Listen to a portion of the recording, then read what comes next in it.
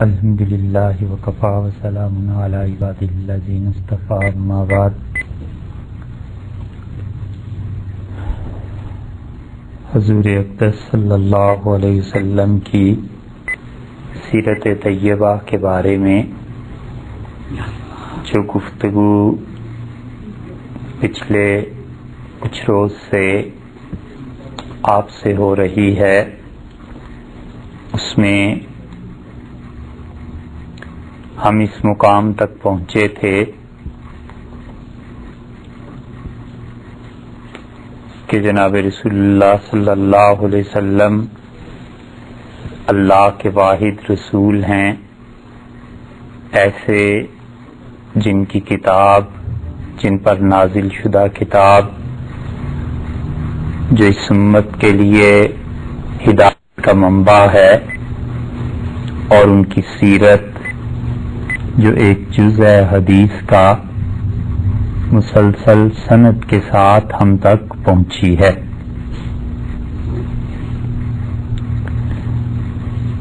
اور وہ تمام شواہد اور وہ تمام ترازو جن پر ہم نے پچھلے انبیاء علیہ الصلوۃ والسلام اور ان کی کتابوں کا ذکر کیا تھا، اور جو مہیا ہوئے تھے، وہی شواہد اور وہی ترازو خود کتاب و سنت کے بارے میں لگا کر اور نصب کر کے کل یہ بتایا گیا کہ حضرت صلی اللہ علیہ وسلم تاریخ کی پوری روشنی میں ہم تک پہنچے ہیں، اور ارادہ یہ ہے کہ ان سے پچھلے انبیاء علیہ الصلوۃ والسلام کے کچھ حالات بیان کیے جائیں، تاکہ یہ بات کچھ واضح طور پر سامنے آ جائے کہ تاریخ نے اور انسانیت نے، زمانے نے جس کی ہر چیز کو محفوظ رکھا ہے اور جن کے پیغام کو پوری طرح روشنی میں دیکھا اور پرکھا جا سکتا ہے، وہ صرف اور صرف نبی کریم صلی اللہ علیہ وسلم ہیں، اور ان کے علاوہ جتنے بھی انبیاء علیہ الصلوۃ والسلام تھے، ان کی تعلیمات اور ان کی کتابیں تاریخ کی روشنی میں نہیں آئیں، تاریخ ان پر کوئی روشنی ڈال نہیں سکتی۔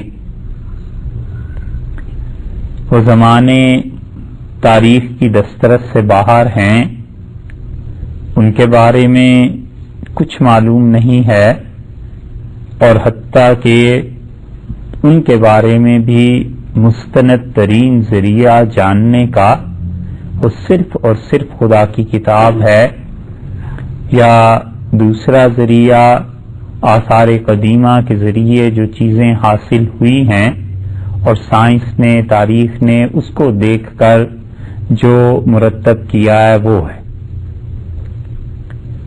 ان کے بارے میں جو کچھ اللہ تعالی نے فرمایا ہے، اس سے انکار کی ایک صورت تو یہ ہے کہ کوئی انسان علیہ باللہ بالکل ہی خدا کے کلام کا منکر ہو جائے، تو پھر وہ کہہ سکتا ہے کہ اللہ نے ان اقوام کے بارے میں جو کچھ کہا ہے اس کی کوئی اصل ہی نہیں، اور اگر وہ خدا کو اور اس کی کتاب کو ماننے والا ہے تو پھر اس کے پاس بجز تسلیم کرنے کے اور کوئی چارہ کار نہیں رہتا، کیونکہ جو چیزیں تاریخ نے بھی بتائی ہیں، آثار قدیمہ سے سامنے آ رہی ہیں، آہستہ آہستہ کتبے برآمد ہو رہے ہیں، وہ سب کے سب قرآن کی تصدیق ہی کرتے ہیں۔ اور اگر اب کوئی سمجھتا ہے کہ قرآن کی تصدیق اس سے نہیں ہوتی، تو اب نہیں تو کچھ عرصے بعد پھر تصدیق ہو جائے گی، تردید کی کوئی وجہ قائم نہیں رہتی۔ برسبیل تذکرہ اب دیکھیے بہت سی چیزیں انشاءاللہ آ جائیں گی۔ ایک مثال اس کی یہ دیکھیے کہ قرآن نے صاف اور واضح الفاظ میں فرعون کے متعلق کہا کہ ہم تمہارے جسم کو محفوظ رکھیں گے، تاکہ تمہارے بعد جو دنیا میں آئیں تم ان کے لیے عبرت کی نشانی بنو اور وہ لوگ تم سے سبق سیکھ سکیں کہ اللہ کے نافرمانوں کا انجام کیا ہوا کرتا ہے۔ اور حضرت موسیٰ علیہ الصلوۃ والسلام کے زمانے میں یہ بات ہوئی، ان کا دور گزر گیا، اور پھر سیدنا مسیح علیہ السلام کا دور گزرا، پھر رسول اللہ صلی اللہ علیہ وسلم پر اللہ نے وحی کی اور انہیں یہ بتلایا کہ ہم نے ان سے کہا تھا کہ آج کے دن ننجی کا ببدنک، ہم تمہارے جسم کو محفوظ رکھیں گے، اور کئی 100 برس تک اس حقیقت پر پردہ تھا، یہاں تک کہ آپ دیکھیے رسول اللہ صلی اللہ علیہ وسلم پر یہ آیت کریمہ 6 صدی کے آخر پہ یا 7ویں صدی عیسوی کے آغاز میں نازل ہوئی، اور 1200 برس کے بعد 1903 اور 4 میں جا کر فرعون کی وہ باڈی، وہ ممی وہ برآمد ہوئی، اور لوگوں نے اس پہ ریسرچ کی، اور سائنس اور تاریخ نے بتایا کہ یہ وہی فرعون ہے جس کے جسم کے بچانے کا وعدہ اللہ نے فرمایا۔ تو یہ جتنے انکشافات ہو رہے ہیں یہ آہستہ آہستہ سب کی سب تاریخ اسی طرف کو لے جاتی ہے کہ جس پہ انسانیت نے اتنی محنت کی اور سینکڑوں برس انتظار کیا، اور آلات اور نئی نئی ایجادات کے ذریعے وہ دنیا کی اوپر جو مٹی کی تہیں جمی ہوئی تھیں انہیں ہٹانے کے بعد کوئی چیز دریافت کر سکے۔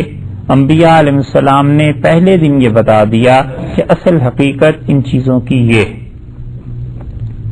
اور ہوا بھی یہی کرتا ہے کہ نبوت انسانیت کو پہلے دن سے وہ سبق بتا دیتی ہے جو قومیں سال ہا سال کے تجربوں کے بعد حاصل کرتی ہیں۔ سینکڑوں ہزاروں برس انسان تجربہ کرتا ہے، اور جو نبوت کی روشنی سے محروم ہوتے ہیں وہ ہزاروں برس کسی جہالت میں مبتلا رہتے ہیں، اور پھر وہ کہتے ہیں کہ یہ چیز ایسے ہے، اور انبیاء علیہ الصلوۃ والسلام چونکہ خدا کی وحی کے ساتھ چل رہے ہوتے ہیں تو وہ وحی کی روشنی میں اس کے مطابق پہلے دن سے بتا دیتے ہیں کہ بھائی یہ چیز ایسے، اس لیے کہ اللہ کو یہ انسان بڑا عزیز ہے اور اللہ تعالی اس کی فلاح اور اس کی بہبود چاہتے ہی ہیں۔ تو نبی کریم صلی اللہ علیہ وسلم نے جو کچھ بتلایا ہے وہ سب کا سب ہمارے سامنے ہے، اور حضرت صلی اللہ علیہ وسلم ہمارا دعویٰ ہے کہ اللہ کے واحد نبی ایسے ہیں جو تاریخ کی مکمل روشنی میں انسانیت کے سامنے آئے ہیں، اور ان سے پہلے انبیاء علیہ الصلوۃ والسلام وہ تاریخ کی گرفت اس زمانے پر نہیں ہے، تاریخ کچھ نہیں بتا سکتی کہ ان کی زندگی کیا تھی، حالات کیا تھے، احوال کیا تھے۔ اور رسول اللہ صلی اللہ علیہ وسلم کی سیرت طیبہ وہ اتنی پاک ہے، اتنی صاف ہے کہ جو کچھ ان کے دشمنوں نے ان کے بارے میں کہا وہ بھی محفوظ ہے، اور جو ان کے دوستوں نے ان کے بارے میں کہا وہ بھی محفوظ ہے۔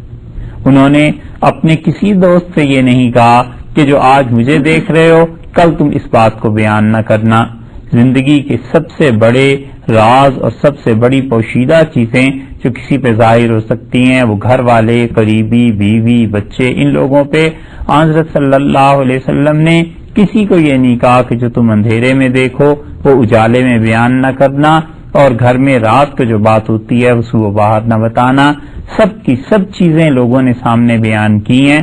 تو اس لیے حضرت صلی اللہ علیہ وسلم کی سیرت طیبہ پوری روشنی میں ہے، فل لائٹ اس پر پڑ رہی ہے۔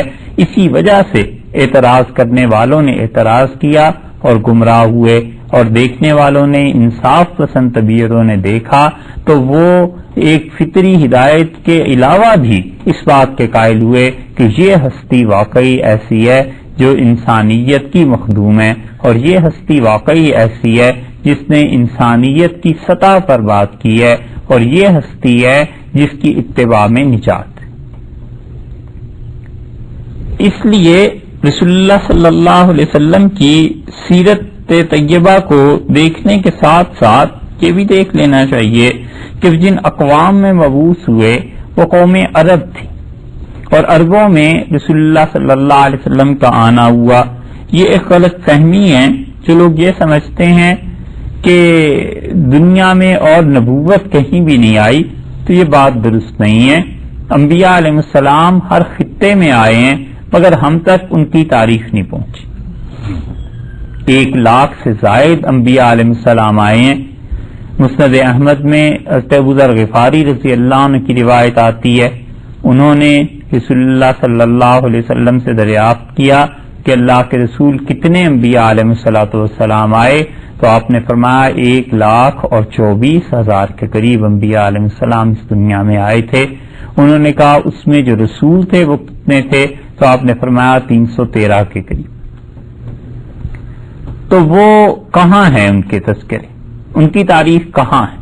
بات وہی آ جاتی ہے کہ تاریخ کے اوراق نے ان کی سیرتوں اور ان کی سوانح کو محفوظ نہیں رکھا، حتیٰ کہ پتہ ہی نہیں چلتا کہ کس کس خطے میں کس کس نام کے کون سے پیغمبر علیہ السلام آئے تھے.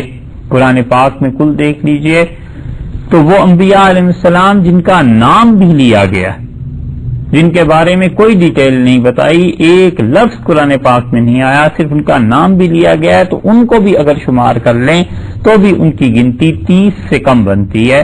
تو یہ باقی حضرات کہاں گئے؟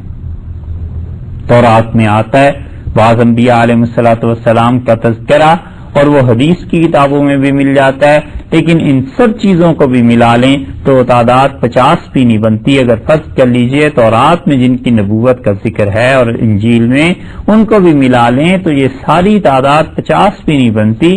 پھر باقی انبیاء علیہ السلام کی جو ذکر جو حدیث میں اشارہ فرمایا گیا وہ کہاں تھے؟ دنیا کے مختلف خطوں میں تھے، مگر یہ کہ وہاں کی تاریخ نہیں ہے، وہاں کے آثار نہیں ہیں. اور بہت زیادہ سے زیادہ کوئی کہہ سکتا ہے تو یہی کہ کوئی خدا کا نیک بندہ کی سرزمین میں پایا گیا اور اس کی اثرات تھے جو اس علاقے پر مرتب ہوئے. جس طرح ہمارے پاس کوئی قطعی ثبوت نہیں ہے کہ وہ انہیں نبوت ملی تھی، بالکل اسی طرح تاریخ بھی اس کے بارے میں خاموش، کیونکہ نبوت ایسی چیز ہے جس پہ قطعی کوئی ثبوت ہونا چاہیے کہ واقعی وہ خدا کے رسول اور خدا کے نبی تھے. اور یہ جو انبیاء علیہ السلام اسی علاقے میں بھیجے گئے، اگر آج کے جغرافیے میں آپ دیکھیے تو یہ خطہ بھی کوئی معمولی سا نہیں بنتا. ترکی سے شروع ہوں اور ایران کے اب علاقے جو ہیں بعض ان میں سے یہاں سے لے کے اور پھر عراق اور یہ سارا آگے بیت المقدس، فلسطین اور مصر اور سعودیہ اور یہ سارا علاقہ بہت بڑا حصہ بنتا ہے. انبیاء علیہ السلام مختلف ادوار میں یہاں آتے رہے، اور وہ انبیاء علیہ السلام جن کی تاریخ محفوظ نہیں رہی اور جو قومیں مٹ گئیں اس دنیا سے، ان کی تعداد بہت زیادہ ہے، کچھ پتہ نہیں ہے کتنے ہیں. حضرت ابراہیم علیہ السلام کا نسب اور نبی کریم صلی اللہ علیہ وسلم کا نسب جب بیان میں آئے گا تو آپ دیکھیں گے ایک موقع پر پہنچ کے رسول اللہ صلی اللہ علیہ وسلم رک گئے ہیں اور آپ نے فرمایا بس اتنے حالات معلوم ہیں، نام حالات بھی سارے نے، فقط نام اتنے حد تک معلوم ہے.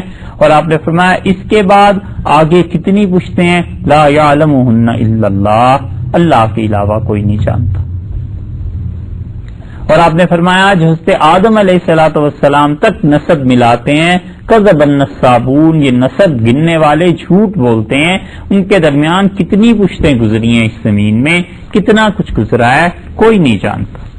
تورات کی تحریف کا ایک ثبوت یہ بھی ہے کہ اگر آپ تورات اور انجیل کا مطالعہ کریں تو اس میں انبیاء علیہ السلام کی عمریں لکھی گئی ہیں باقاعدہ کہ حضرت آدم علیہ السلام کی اتنی عمر تھی، پھر ان کے بعد ان کے بیٹے حضرت نوح علیہ السلام آئے، ان کی اتنی عمر تھی، فلاں کی اتنی عمر تھی، فلاں کی اتنی عمر. اور وہ سارا حساب جوڑ لیا جائے تو چند ہزار سال کی عمریں بنتی. اور ظاہر ہے کہ زمین پہ آبادی کی عمر اتنی تھوڑی نہیں، اس سے کہیں زیادہ ہے. اگر کوئی شخص یہ کہے کہ اس زمین پہ آج سے 10 لاکھ سال پہلے بھی آبادیاں تھیں تو اس سے بھی زیادہ سائنٹیفکلی پروف ہیں کہ اس سے بھی پہلے اس دنیا میں کچھ نہ کچھ تھا، اس زمین پہ انسان بستے تھے. تو یہ جو رسول اللہ صلی اللہ علیہ وسلم نے خود ارشاد فرما دیا ہے نا کہ عدنان تک نسب کا معلوم ہے، اور عدنان سے آگے آپ نے فرمایا کوئی نہیں جانتا. کتنی پشتیں درمیان میں گزری ہیں، کسی کے علم میں نہیں ہے. تو وہ جو حضرت صلی اللہ علیہ وسلم نے فرمایا ہے حقیقت میں وہ اتنا بڑا گیپ آ جاتا ہے کہ کسی کے لیے ممکن نہیں ہے کہ اسے پر کر سکے اور بتا سکے کہ درمیان میں کیا کیا کچھ تھا. تو اس لیے عربوں کی جو قومیں تھیں وہ دو طرح سے گنی گئی ہیں. ایک عرب وہ ہیں جو عاربہ ہیں اور ایک عرب وہ ہیں جو بائدہ ہیں. عرب بائدہ اپنی اس قوم کو کہتے ہیں، ان عربوں کو کہتے ہیں جنہیں تاریخ نے نسیم منسیہ کر دیا ہے، فراموش کر دیا ہے، اس کا کوئی تذکرہ نہیں ملتا. ایسی قومیں جو مٹ گئی ہیں، ختم ہو گئی ہیں، وہ عرب بائدہ کہلاتے ہیں. اور عرب بائدہ جو ہیں اگر آپ قرآن پاک کی روح سے دیکھنا شروع کریں، احادیث میں جو کچھ آیا ہے اسے دیکھنا شروع کریں، تو یہ عرب بائدہ جو تھے، جو قومیں مٹ گئیں عربوں کی، ان میں حضرت نوح علیہ الصلوۃ والسلام کا تذکرہ ملتا ہے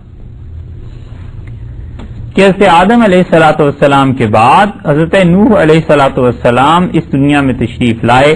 اسی لیے صحیح مسلم میں شفاعت کی احادیث میں حضرت ابو ہریرہ رضی اللہ عنہ کی ایک طویل روایت ہے کہ قیامت میں جو شفاعت کی جائے گی تو اس میں لوگ جائیں گے حضرت نوح علیہ الصلوۃ والسلام کے پاس.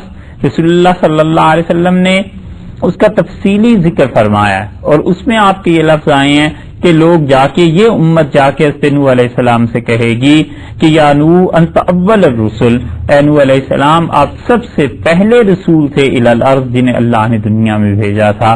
بخاری میں آیا ہے لوگ کہیں گے، یہ امت کے لوگ، کہ سماک اللہ عبدا شکورا، اللہ نے آپ کا نام قرآن میں یعنی بہت شکر کرنے والا بندہ رکھا تھا. تو آپ تشریف لے چلیے ہمارے ساتھ اور اللہ تعالی سے شفاعت کے لیے کہیے. اور حضرت نوح علیہ الصلوۃ والسلام معذرت کر دیں گے. پھر وہ طویل حدیث ساری آئی ہے. تو اس حدیث میں یہ جو بات ہے کہ آپ پہلے رسول تھے دنیا کی طرف، یہ عرب بائدہ اقوام ہیں، یعنی ایسی اقوام جن کا تذکرہ تاریخ میں کہیں محفوظ نہیں ہے. تو حضرت نوح علیہ الصلوۃ والسلام کو اللہ تعالی نے مبعوث فرمایا اور ان کا جو عراق وطن تھا، یعنی عراق میں بھی موصل ایک شہر ہے جس کے بارے میں اب بھی لوگ کہتے ہیں کہ سب سے پہلے انسان وہیں آئے تھے. وہ تو خیر ایسی بات ہے جس کی تردید بھی کی جا سکتی ہے، تصدیق بھی کی جا سکتی ہے، کچھ بھی ہو، وہ تاریخی چیزیں ہیں. مگر حضرت نوح علیہ الصلوۃ والسلام موصل کے قریب اللہ نے انہیں بھیجا تھا.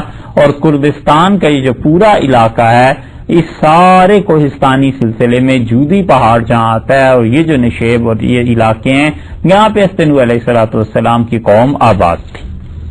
انہوں نے آ کر اپنی قوم کو جس چیز کی طرف دعوت دی وہ اللہ کی توحید تھی. اور توحید اللہ تعالی کی شروع سے چلتی آ رہی تھی. امتوں کا اصل مذہب اور انسانوں کا اصل مذہب خدا کی توحید تھی، شرک نہیں تھا. شرک تو بعد میں شروع ہوا ہے. یہ تو شروع ہے اس وقت جب حضرت شیس علیہ الصلوۃ والسلام کے بیٹوں کا انتقال ہو گیا، یا یہ کہ خدا کے کچھ اچھے بندے تھے ان کا انتقال ہو گیا. اب تاریخ یہ تعین کرنے سے دشوار ہے. حدیث میں آیا ہے کہ خدا کے نیک بندے تھے جو اپنی قوم میں بہت اچھے کام کیا کرتے تھے. جب ان کا انتقال ہو گیا تو قوم نے کہا کہ اب کیا کریں، اتنے اچھے لوگوں کا انتقال ہو گیا. تو شیطان نے کہا ان سے کہ اچھا اس طرح کرتے ہیں کہ میں تمہیں ان کی تصویریں بنا دیتا ہوں اور تمہیں ان کی یاد آتی رہے گی. وہ مجسمے بنائے گئے اور ان کی قبروں پر لگا دیے گئے. بلوغ العرب میں یہ ساری تفصیلات آپ کو مل جائیں گی. تو وہ جو مجسمے قبروں پر لگائے گئے، ہوتے ہوتے قبریں تو غائب ہو گئیں، وہ مجسمے باقی رہ گئے اور ان مجسموں کی پرستش اور عبادت شروع ہو گئی. یہاں تک کہ اللہ تعالی نے حضرت نوح علیہ الصلوۃ والسلام کو بھیجا اور انہوں نے اپنی قوم کو کہا کہ تم یہ جو کام کر رہے ہو شرک کے، یہ ساری گمراہی. قرآن پاک کو سنیے اللہ تعالی نے کس صراحت سے ان چیزوں کا ذکر فرمایا. اللہ تعالی نے فرمایا کہ انا ارسلنا نوحا الی قومہ، ہم نے حضرت نوح علیہ السلام کو ان کی قوم کی طرف بھیجا اور ہم نے انہیں کہا کہ انذر قومک، آپ اپنی قوم کو ڈرائیے، من قبل یاتیہم عذاب علیم، قبل اس کے کہ ان پر ایک المناک عذاب آ جائے، خدا کی طرف سے مار پڑے اس شرک پہ، اس سے پہلے آپ انہیں ڈرائیے. یہ قوم کا جو لفظ ہے نا، یہ بتاتا ہے کہ حضرت نوح علیہ الصلوۃ والسلام اپنی قوم کی طرف مبعوث ہوئے تھے. یا تو یہ کہیے کہ دنیا میں اس وقت آبادی بس یہی تھی جو عراق میں تھی اور موصل میں تھی، بس اسی جگہ پر آبادی تھی، اس کے علاوہ دنیا میں کہیں آبادی ہی نہیں تھی، اور یا پھر کہیں آبادی تھی بھی تو حضرت نوح علیہ الصلوۃ والسلام ان کے لیے نہیں آئے تھے، وہ اپنی قوم کے لیے آئے تھے۔ اسی لیے رسول اللہ صلی اللہ علیہ وسلم کی جو نبوت ہے اس میں اور باقی انبیاء علیہ السلام کی نبوت میں یہ فرق ہے کہ اللہ تعالیٰ نے فرمایا ہے آپ کے متعلق کہ آپ لوگوں سے کہیے کہ انی رسول اللہ علیکم جمیعا، میں ساری انسانیت کے لیے اللہ کا رسول۔ رسول اللہ صلی اللہ علیہ وسلم کی رسالت مکان کے ساتھ مقید نہیں تھی کہ وہ صرف عربوں میں آئے ہیں یا کسی اور جگہ کے لیے آئے ہیں، بلکہ وہ ہمیشہ ہمیشہ کے لیے بھی تھی زمانے کے اعتبار سے، اور اسی طرح ہر جگہ کے لیے تھی کہ دنیا میں جتنے بھی انسان ہیں ان سب کے لیے رسول اللہ صلی اللہ علیہ وسلم نبی ہیں۔ اسی لیے بعض حضرات نے یہ جو بعض بزرگوں نے اپنی کتابوں میں لکھ دیا کہ رسول اللہ صلی اللہ علیہ وسلم کی امت میں کفار بھی داخل ہیں، تو اس کا مطلب یہ ہے کہ حضرت صلی اللہ علیہ وسلم کی اصل امت تو وہی ہے جو ان کی متبع ہے، جو مسلمان جنہوں نے ان کی پیروی کی ہے، لیکن کفار اس اعتبار سے داخل ہیں کہ اس دعوت کا مصداق وہ بھی ہیں، دعوت انہیں بھی پہنچنی چاہیے، دعوت انہیں بھی ملنی چاہیے۔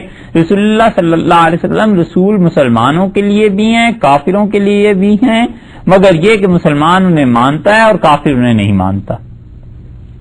تو یہ امت جو ہے اس کے لیے تو رسالت ہے ہی ہے، کافروں کے لیے بھی ہے، مگر وہ جو امت ہے دعوت کے لیے ہے، کفار سارے کے سارے، ورنہ باقی امت تو حضرت صلی اللہ علیہ وسلم کو مانتی جو مسلمان ہے۔ اس لیے اللہ تعالیٰ نے یہ بتلا دیا کہ عرب باعدہ کی جو اقوام ہیں ان میں حضرت نوح علیہ الصلوۃ والسلام کو دیکھو، یہ کچھ قومیں تھیں جن کی تہذیب، جن کی ثقافت، جن کے آثار یا جن کا تذکرہ باقی ہے۔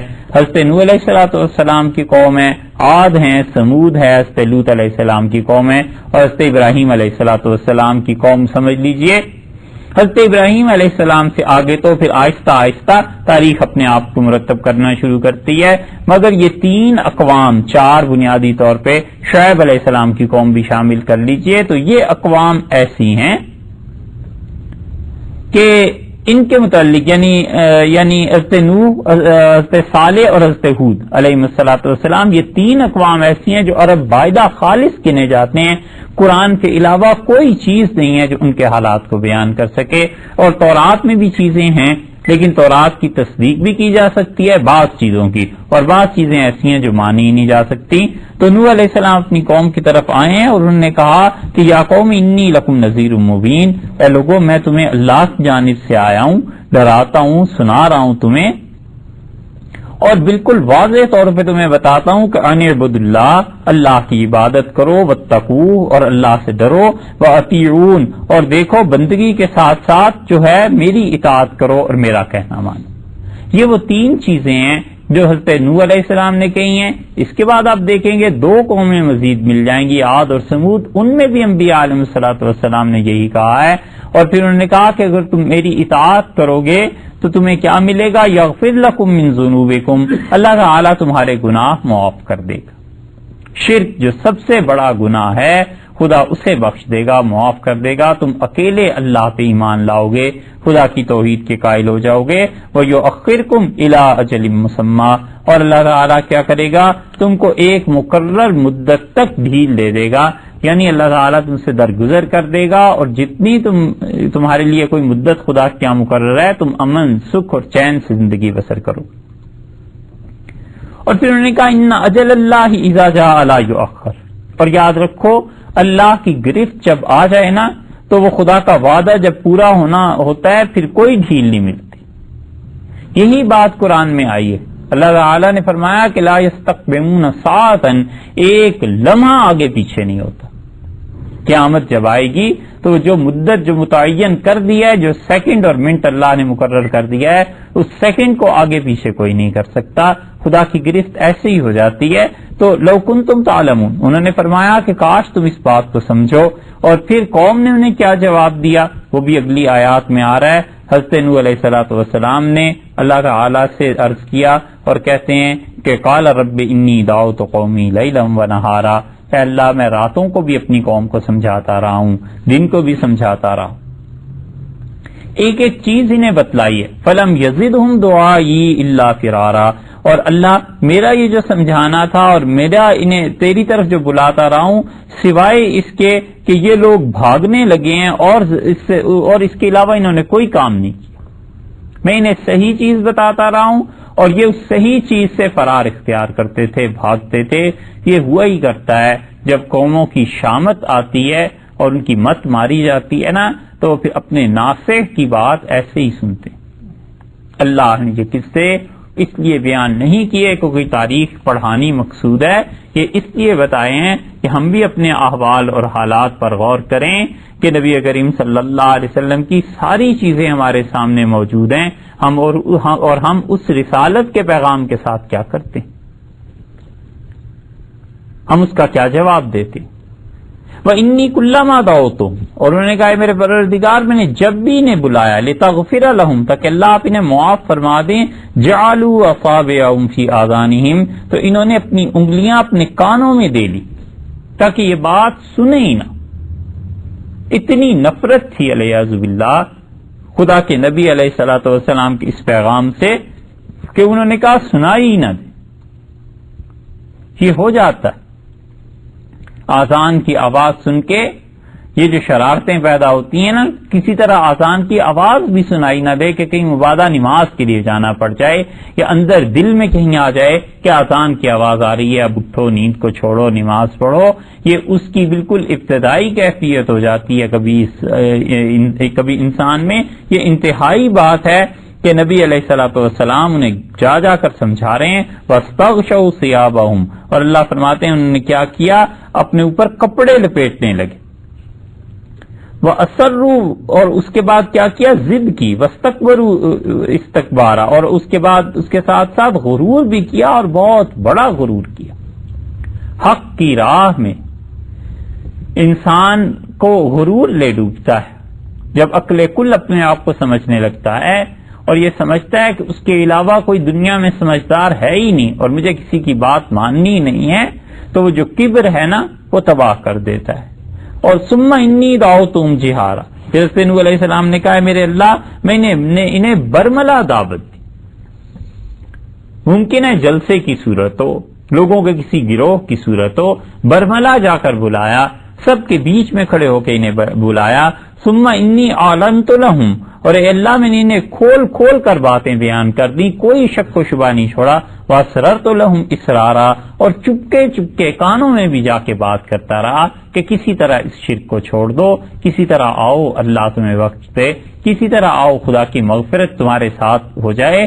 اور میں نے کہا فقلت استغفروا ربکم، اور میں نے انہیں یہ بھی کہا کہ اپنے گناہ بخشواؤ، انہ کان غفارا، میرا پروردگار جو ہے وہ تو بہت بخشنے والا ہے، مہربان ہے، کسی طرح اپنی جان کو سنبھالو اور یہ کرو،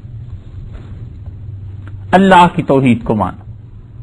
انہوں نے کیا اللہ تعالیٰ نے دوسری جگہ پر فرمایا سورہ ہود میں، فقال الملأ الذین کفروا من قومہ، وہ جو سردار تھے اس قوم کے، انہوں نے کہا ما نراک الا بشرا، ہمیں تو کچھ سمجھ نہیں آتی تیری، ہم تو دیکھتے ہیں کہ تم تو بس ایک ہماری طرح کے آدمی ہو، تم میں اور ہم میں فرق کیا ہے؟ یہی ہوا کرتا ہے کہ انسان اس سے دھوکہ کھاتا ہے کہ ہم سب اس اعتبار سے برابر ہیں کہ اس کے اعضاء ہمارے اعضاء سارے کے سارے مشترک ہیں، اس کے اگر 2 ہاتھ ہیں تو ہمارے بھی 2 ہاتھ ہیں، اور اس کو بھول جاتا ہے کہ مالک کی نظر میں اس کا کتنا وزن ہے اور میرا کتنا وزن۔ کہنے کو گھوڑے سارے ملکوں کے برابر ہوا کرتے ہیں، لیکن جاننے والے جانتے ہیں کہ گھوڑوں اور گھوڑوں میں بھی کتنا فرق ہوا کرتا ہے۔ بس اسی طرح انسان اور انسان میں کتنا فرق ہوا کرتا ہے، کہنے کو تو سب برابر ہیں مگر اللہ کی نگاہ میں کسی انسان کی کیا اہمیت ہے یہ تو مالک نے مقرر کی ہوئی ہوتی ہے نا، اور اسی کو نہیں سمجھ سکتے۔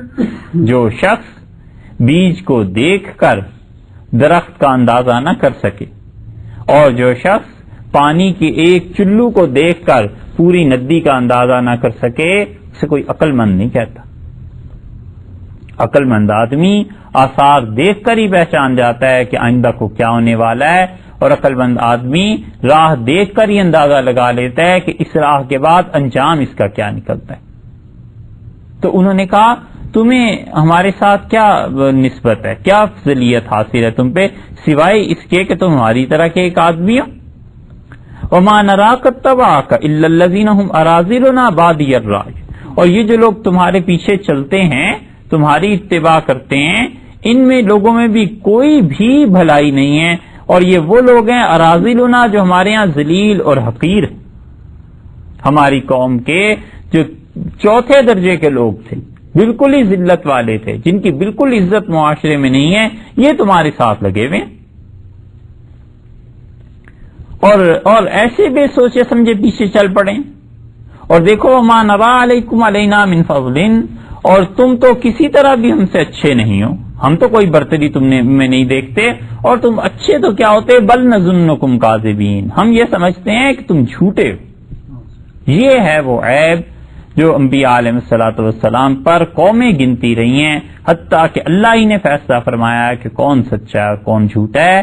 ان کے لیے یہ سمجھنا دشوار ہو گیا تھا کہ بشریت کے ساتھ نبوت جمع ہو جائے، ایک انسان ہی ہو، ہم جیسا ہی ہو بظاہر دیکھنے میں، اور وہ کوئی بھلی بات کرے اور ایسی بات کرے، تو انہوں نے کہا ہم تو یہ سمجھتے ہیں کہ تم تو جھوٹے ہو، والعیاذ باللہ۔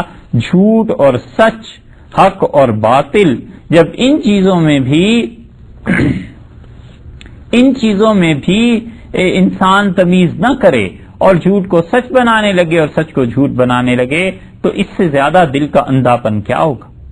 اب حضرت نوح علیہ السلام نے جواب دیا، قال یا قوم ارائیتم ان کنت علی بینۃ من ربی، انہوں نے کہا میری قوم کے لوگوں کبھی تو اس بات پر بھی غور کرو کہ میں اپنے پروردگار کی طرف سے اگر صحیح دلیل لے کے آیا ہوں، وہ آتانی رحمت من عندہ، اور اللہ نے مجھے اپنے پاس سے رحمت ایک دی ہے، یعنی حق کی راہ دکھا دی ہے، فامیت علیکم، اور وہ رحمت کی جو راہ خدا نے مجھے دکھائی ہے، ہدایت کی راہ دکھائی ہے، وہ تمہارے لیے کچھ نہیں ہے، تم اس کے معاملے میں دیکھ نہیں سکتے، خدا نے فضل کیا ہے، مجھے دکھا دی ہے اور تم اسے دیکھ نہیں سکتے، تو انلزمکموہا، میں اسے تمہارے حلق میں انڈھیل دوں، وانتم لہا کارہون، جبکہ تم اس ہدایت کو قبول ہی نہیں کرنا چاہتے۔ یہ ہے نبوت کا مزاج کہ وہ سمجھاتے ہیں، بتاتے ہیں، جبر نہیں کرتے، نہ وہ کر سکتے ہیں۔ ایک آدمی اگر خود ہی اپنی اصلاح نہیں چاہتا، ایک آدمی اگر خود ہی اپنے آپ کو اچھا نہیں کرنا چاہتا، تو یہ کس کے بس میں ہے کہ اس کے حلق میں انڈیل دے۔ نبی کریم صلی اللہ علیہ وسلم کی سیرت میں آپ آگے چل کے انشاءاللہ سنیں گے کہ عربوں نے کہا، کفار مکہ نے، انہوں نے کہا یہ جو کچھ کہتا ہے نا ہے سچ، اس میں کوئی جھوٹ نہیں ہے، مگر مسئلہ یہ ہے کہ اب ہاشم کی اولاد کہتی ہے کہ اس میں نبوت آ گئی اور امیہ کی اولاد میں نبوت نہیں آئی، ہم اسے کیسے مان سکتے ہیں، ہم اس کے قائل کیسے ہو سکتے ہیں۔ انہوں نے کہا انلزمکموہا، کیا میں اسے تمہارے حلق میں انڈیل دوں، وانتم لہا کارہون، جبکہ تم خود اس ہدایت کو قبول کرنا نہیں چاہتے۔ وَيَا قَوْمِ لَا أَسْأَلُكُمْ عَلَيْهِ مَالًا، میری قوم والو میں تم سے اس پہ کوئی مال نہیں مانگتا۔ ان اجریہ الا علی اللہ، میرا اجر تو اللہ کے ذمے، وما انا بطارد الذین آمنوا، اور جو لوگ مجھ پر ایمان لا چکے ہیں میں انہیں ہرگز اپنے سے الگ نہیں کروں گا۔ انہم ملاقو ربہم، یہ اپنے پروردگار سے ملاقات کریں گے، ولکنی اراکم قوما تجہلون، میں تو یہ دیکھ رہا ہوں کہ یہ جو تم باتیں کر رہے ہو نا یہ نادانی کی باتیں ہیں۔ یہ ہے سمجھانا حضرت نوح علیہ الصلوۃ والسلام کا اپنی قوم کو، اور انہیں صاف بتایا کہ تم سمجھتے ہو پیسے کی عوض میں ہو رہا ہے، قطعاً میری کوئی غرض نہیں۔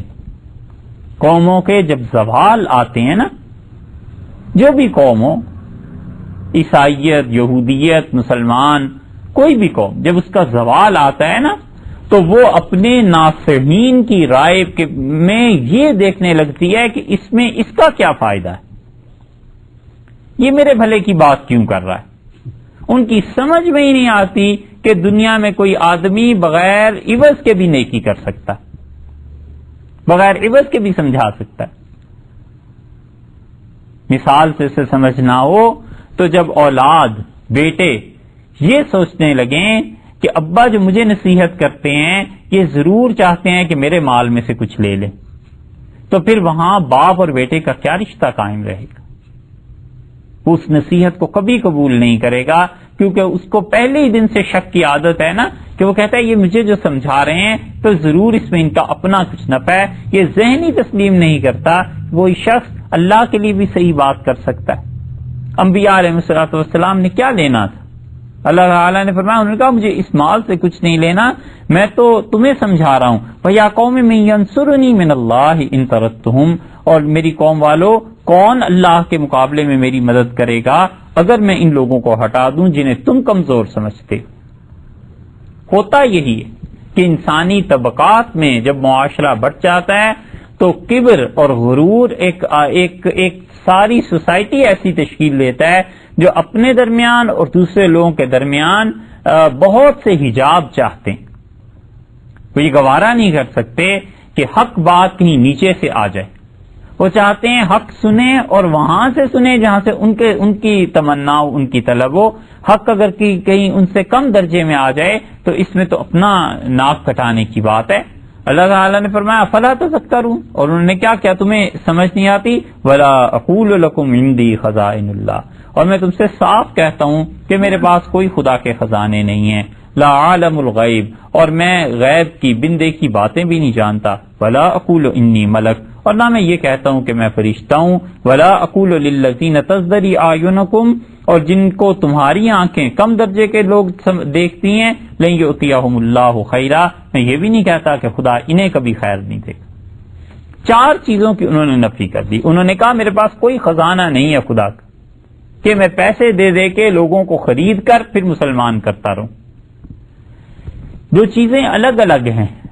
ایک چیز یہ ہے کہ کوئی مسلمان ہو جائے اور پھر اس کی مدد کی جائے کیونکہ وہ اپنے گھر سے کٹ گیا، وہ اپنے گھرانے سے الگ ہو گیا. یہ وہ چیز ہے جسے شریعت نے مانا ہے، تسلیم کیا ہے. نبی کریم صلی اللہ علیہ وسلم نے نہیں کیا ہے. حیات طیبہ میں آتا ہے، سیرت طیبہ میں آپ انشاءاللہ سنیں گے کہ کچھ لوگ مسلمان ہوئے، نئے مسلمان ہوئے تھے تو حضرت صلی اللہ علیہ وسلم نے بہت کچھ انہیں دیا. سینکڑوں کے حساب سے ایک آدمی کو اونٹ اور بکریاں دیں.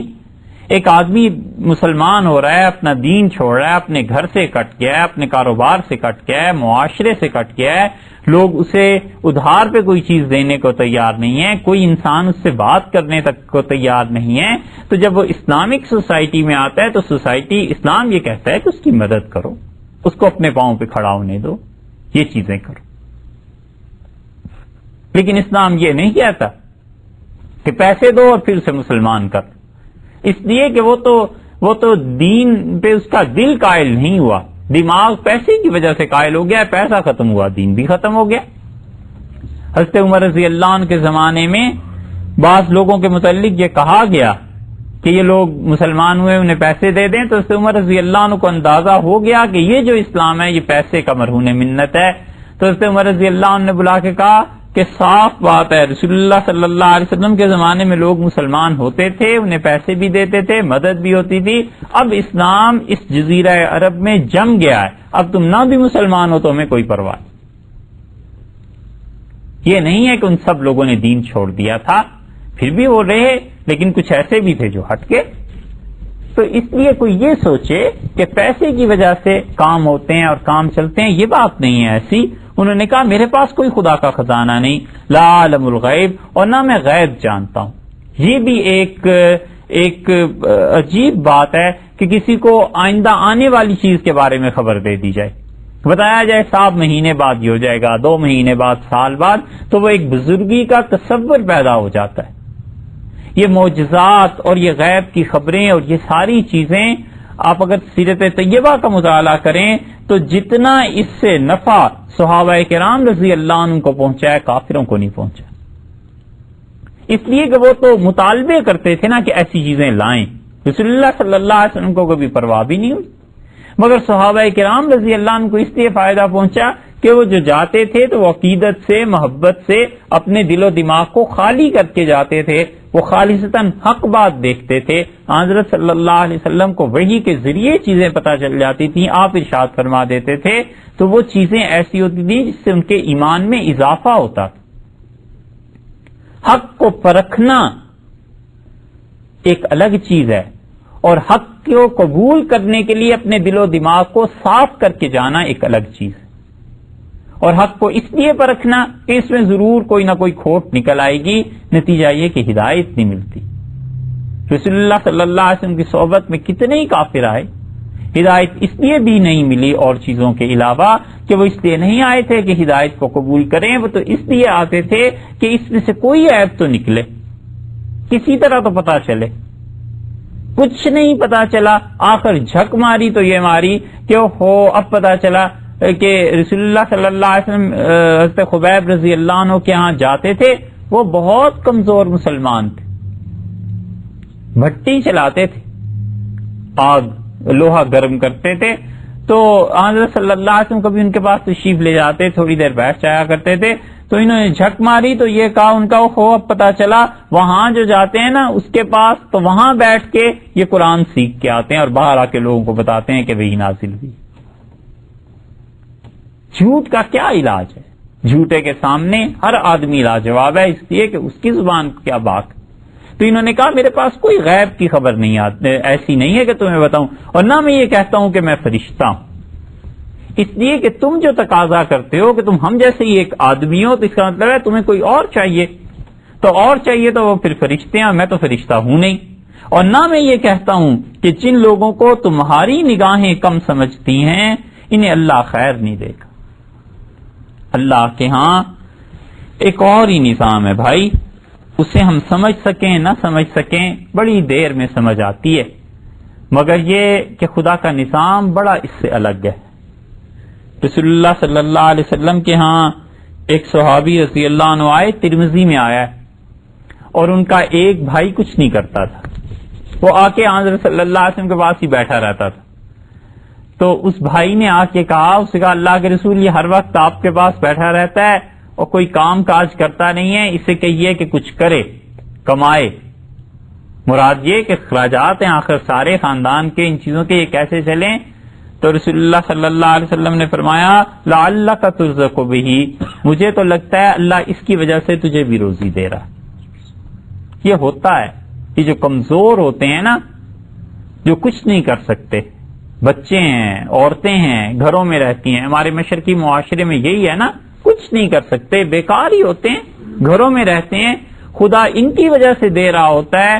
اور غرور کبھی ذہن میں یہ آ جائے کہ میں ان کو کھلاتا ہوں تو بس پھر شامت بھی آ جاتی ہے. اللہ تعالیٰ دکھا دیتا ہے سب کے سامنے کہ تم ان کی وجہ سے کھا رہے تھے, یہ تمہارے محتاج نہیں تھے. اس لیے کبھی غلطی سے بھی دماغ میں یہ نہیں لانا چاہیے کہ میرا کسی پہ احسان ہے, کچھ پتہ نہیں خدا کس کی وجہ سے کسے دے رہا ہے, کائنات اس کی کیسے چل رہی ہے, اس کائنات کے اسرار و رموز ہر چیز ہم پہ کھل جائے یہ کیوں؟ اتنی چھوٹی سی تو عقل ہے, ہمیں کیا پتا چلے؟ خدا کے اپنا ایک نظام. بچہ اگر یہ ضد کرنے لگے کہ یہ ایٹم بم میں کیا ہوتا ہے ہمیں بھی سمجھائیں, تو اسے کیسے بتایا جا سکتا ہے بھی ایٹامک انرجی اور یہ چیزیں کیا ہوتی ہیں؟ دماغ ہے نا, اس کی ایک صلاحیت, ایک حد ہے, ایک پرواز کی حد ہے, اس سے زیادہ تو کچھ نہیں ہو سکتا. تو نوح علیہ السلام نے یہ پرانا مرض انسانوں کے دماغ میں اس وقت سے چلا آ رہا ہے. دیکھیے انہوں نے کہا یہ جو کم درجے کے لوگ ہیں اٹھاؤ انہیں اپنے پاس سے. انہوں نے کہا میں یہ نہیں کہتا کہ خدا انہیں خیر سے نہیں نوازے گا, اللہ عالم بما فی انفسہم, جن لوگوں کو تم حقارت کی نظر سے دیکھتے ہو اللہ ہی جانتا ہے کہ ان کے ذہن میں کیا ہے. اور باقی میرا اعتقاد تو یہ ہے کہ اگر میں انہیں ہٹاؤں گا انی اذا من الظالمین, تو میں بہت نادانی کا کام کروں, تمہاری خواہش کو میں پورا کر دوں, میں یہ نہیں کر سکتا. پھر قوم نے ان سے کہا کہ جو پیغام تم لے کے آئے ہو توحید کا اور خدا کی وحدانیت کا, ہم اس کے قائل نہیں ہیں. ہم تو یہ کہتے ہیں کہ لا تذرن آلہتکم. اللہ نے فرمایا, انہوں نے اپنی قوم کو سمجھایا, ان سرداروں نے, ان لوگوں نے, لیڈرز جو ہوتے ہیں, یہ تباہی آ جاتی ہے. اسی لیے رسول اللہ صلی اللہ علیہ وسلم نے فرمایا تھا, اور عمر رضی اللہ عنہ کی روایت میں بھی آتا ہے, آپ نے فرمایا میں ڈرتا ہوں اپنی امت پہ 3 طبقوں سے. آپ نے فرمایا میری امت میں حکمران جب وہ ظلم کرنے لگے، اور منافق لوگ جب انہیں بولنا آ جائے، زبان مل جائے، اور آپ نے فرمایا علماء اس امت کے جب وہ شرارتیں کرنے لگے. 3 طبقے ایسے ہیں جو امتوں کو برباد کر دیتے ہیں اور تباہی پھر جاتی. منافق آدمی جب زبان اسے لگ جائے تو پھر تو وہ لفظوں سے کھیلتا ہے نا، اور بہت سے کم سمجھ اس کے فریب میں بیچارے آ جاتے ہیں. یہ بولے اور ان کا لا تذرن آلہتکم، ہرگز اپنے خداؤں کا نہ چھوڑنا. یہ جو تم کہتے ہو خدا ایک ہے، ہم تو نہیں مانتے بھی. ولا تذرن ودن ولا سوان، اور دیکھو ود اور سوا اور یغوث یعوق اور نصر، یہ 5 بت ہیں، انہیں ہم نہیں چھوڑیں گے. یہ بت تو بعد میں بنے. حافظ ابن حجر رحمۃ اللہ علیہ نے فتح الباری میں جہاں صحیح بخاری میں سورہ نوح کی شرح آئی ہے، انہوں نے اس میں تصریح کی ہے کہ یہ 5 انبیاء علیہ الصلوۃ والسلام کی اولاد تھی. بہت نیک اللہ کے بندے، کام کرنے والے، ہر ایک کے دکھ درد میں شریک، ہر ایک کے ساتھ بھلائی کرنے والے. اور یہ بھی روایت نقل کی ہے کہ حضرت شیس علیہ الصلوۃ والسلام کے بیٹے تھے. اور ایک ضعیف روایت میں خود ان کی نبوت کا بھی بعض لوگوں نے کہا ہے. تو کچھ بھی ہو، اللہ کے بڑے برگزیدہ بندے تھے، اور 5 کو جوانی میں انتقال ہو گیا. قوم نے تو سر پیٹ لیا. انہوں نے کہا اتنے اچھے لوگ دنیا سے چلے گئے. جب قبریں بنی تو یہ لوگ جاتے تھے، روتے تھے. بلوغ العرب وغیرہ میں آتا ہے کہ شیطان نے انہیں دھوکہ دیا اور اس نے کہا ان کی تصویر بناؤ. تصویریں بنائی گئیں، پھر ان کے بت تراش لیے گئے. وہ ہوتے ہوتے قبریں تو مٹ گئیں اور یہ بت باقی رہ گئے. بس ان کی پرستش رہ گئی. اور ان بتوں کے متعلق عربوں میں بہت سے اقوام ایسی تھی جن کا یہ نظریہ نہیں تھا کہ یہ پتھر کچھ دیتا ہے. ان کے نظریات یہ بھی تھے کہ یہ پتھر اصل میں سمبل ہے، علامت ہے، اور وہ جو اس کے پسے پشت وہ روح ہے نا، وہ روح کام کراتی. یہ جڑ ہے شرک کی. تو انہوں نے کہا ہم تو انہیں نہیں چھوڑ سکتے. اور یہ پھر چلتے رہے ہیں حتیٰ کہ اس کے بعد جو قوم آئی ہے حضرت ہود علیہ الصلوۃ والسلام کی قوم عاد، ان میں بھی پرستش ہوئی ہے. حبل کا ذکر تو آخر تک ملتا ہے نبی کریم صلی اللہ علیہ وسلم کے زمانے میں. یہ عرب بائدہ کی بحث سے فارغ ہو جائیں تو پھر آپ سے عرض کریں گے کہ یہ بتوں کا کیا تصور تھا عربوں کیا، اور شرک کا اصل میں کیا تصور تھا، اور رسالت نے جس توحید کا تصور دیا ہے وہ کیا تھا. پھر انہوں نے حضرت نوح علیہ السلام سے اور بات کی. زچ ہو گئے جب تو ان کا قالوا یا نوح قد جادلتنا فاکثرت جدالنا، اے نوح بہت جھگڑا ہو گیا، ہم اور تم بہت جھگڑ لیے.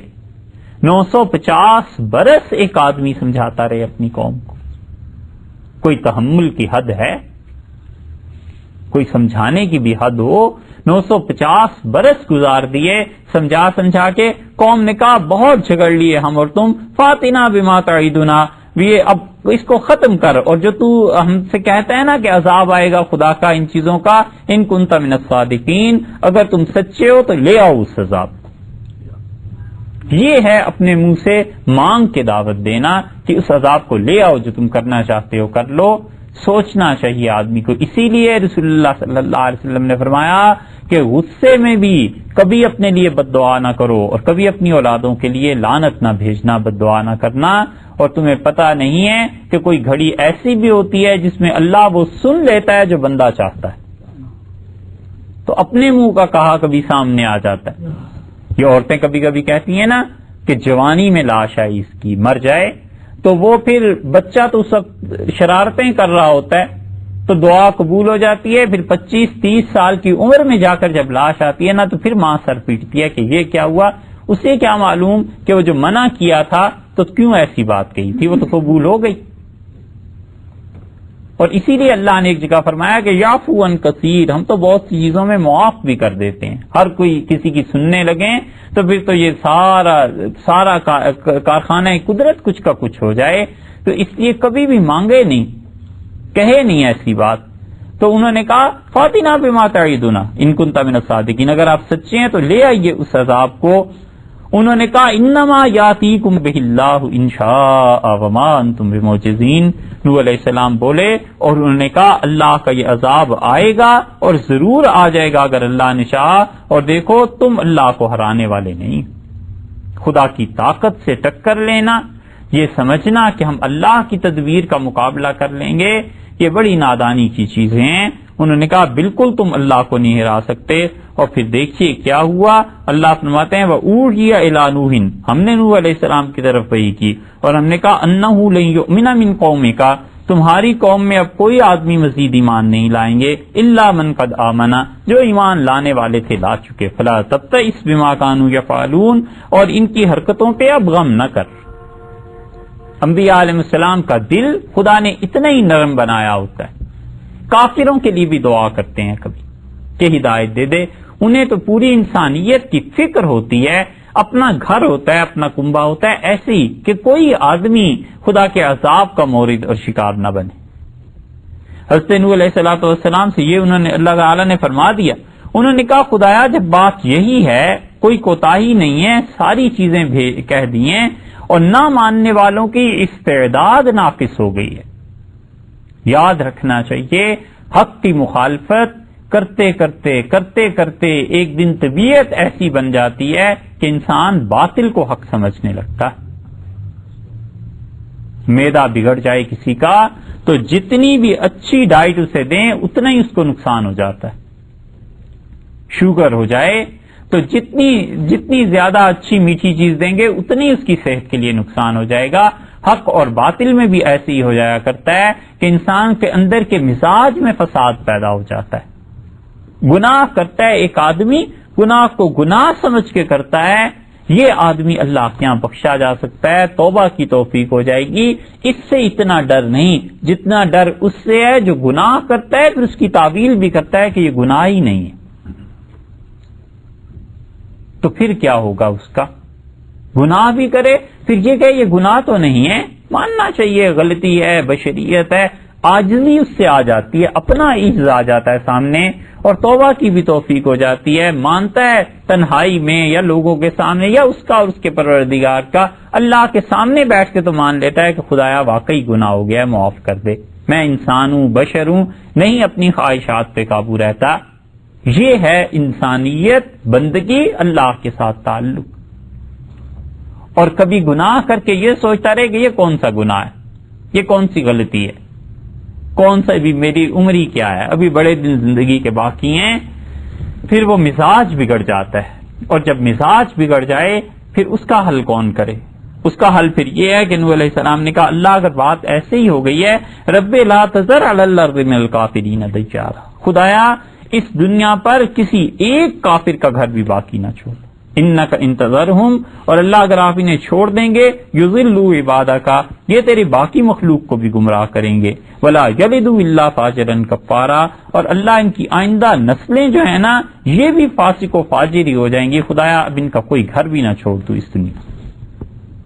اتنی سخت بد دعا انہوں نے کی، اس بد دعا کو دیکھو اور اس کے پیچھے پوری زندگی کو، جو ان کی زندگی کی محنت تھی اس کو بھی دیکھنا چاہیے۔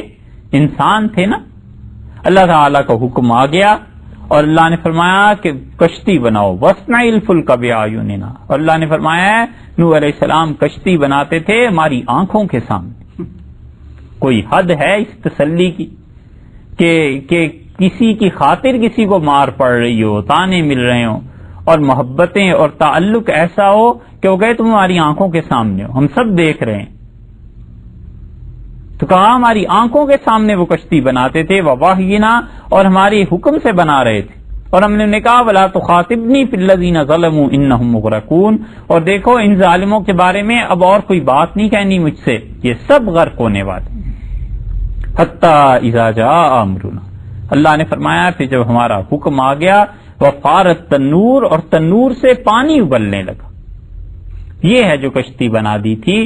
اور اس کے بعد اللہ نے کہا ہے کہ تنور سے پانی ابلنے لگا، قرآن پاک تنور سے پانی جو ابل رہا ہے اس کی کیا وجہ ہوئی؟ نوح علیہ السلام نے تو کہا تھا کہ نشانی تو نشانی، یا قوم نے کہا نشانی تو نشانی یہی ہوئی کہ پانی ابلنے لگے گا تنور سے۔ تنور میں تو آگ ہوا کرتی ہے، وہاں پانی کیسے آ گیا؟ وہاں پانی اس لیے آ گیا کہ قوم نے جو الٹی روش اپنا لی تھی، تو جب قومیں اپنا حال الٹا کر لیتی ہیں تو خدا کا عذاب بھی الٹا آ جاتا ہے. یعنی جہاں سے پانی ہونا چاہیے وہاں آگ آ جاتی ہے، جہاں آگ ہوتی ہے وہاں پانی آ جاتا ہے. یہ پہلی مثال ہے. 3 قوموں کا تذکرہ کرنا ہے نا. یہ پہلی قوم ہے حضرت نوح علیہ السلام کی کہ جہاں آگ تھی وہاں پانی آ گیا. تنور اللہ نے فرمایا اس سے پانی شروع ہو گیا. اور سورہ قمر ہے، اس سے معلوم ہوتا ہے کہ صرف پانی وہیں سے ہی نہیں نکلا، بلکہ پانی جو تھا اس کے علاوہ بارش بھی شروع ہو گئی اور زمین سے بھی پانی نکلنا شروع ہو گیا. اللہ تعالی نے سورہ قمر میں اس کا تذکرہ فرمایا ہے اور صاف صاف بتایا ہے کہ پانی بھی کوئی معمولی سا نہیں برسا. وہ مسلح دھار بارش جسے کہتے ہیں وہ ہوئی اور تباہی پھر گئی اس کو.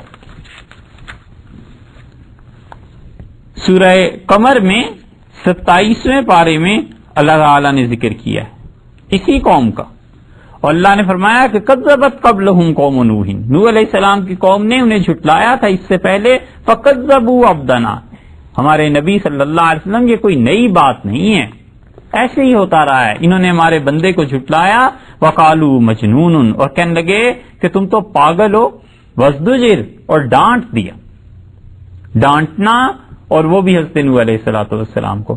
فدعا ربہ، اس نے اپنے پروردگار سے دعا کی اور کہنے لگا کہ انی مغلوب فانتصر، اللہ میں عاجز ہو گیا ہوں، تو میری مدد کر. یہ ہے دعا. اللہ سے کہا خدایا میں عاجز ہو گیا ہوں، اب آپ میری مدد کر دیجئے. ففتحنا ابواب السماء، اور ہم نے آسمان کے دروازے کھول دیے. بماء، پانی برسا آسمان سے.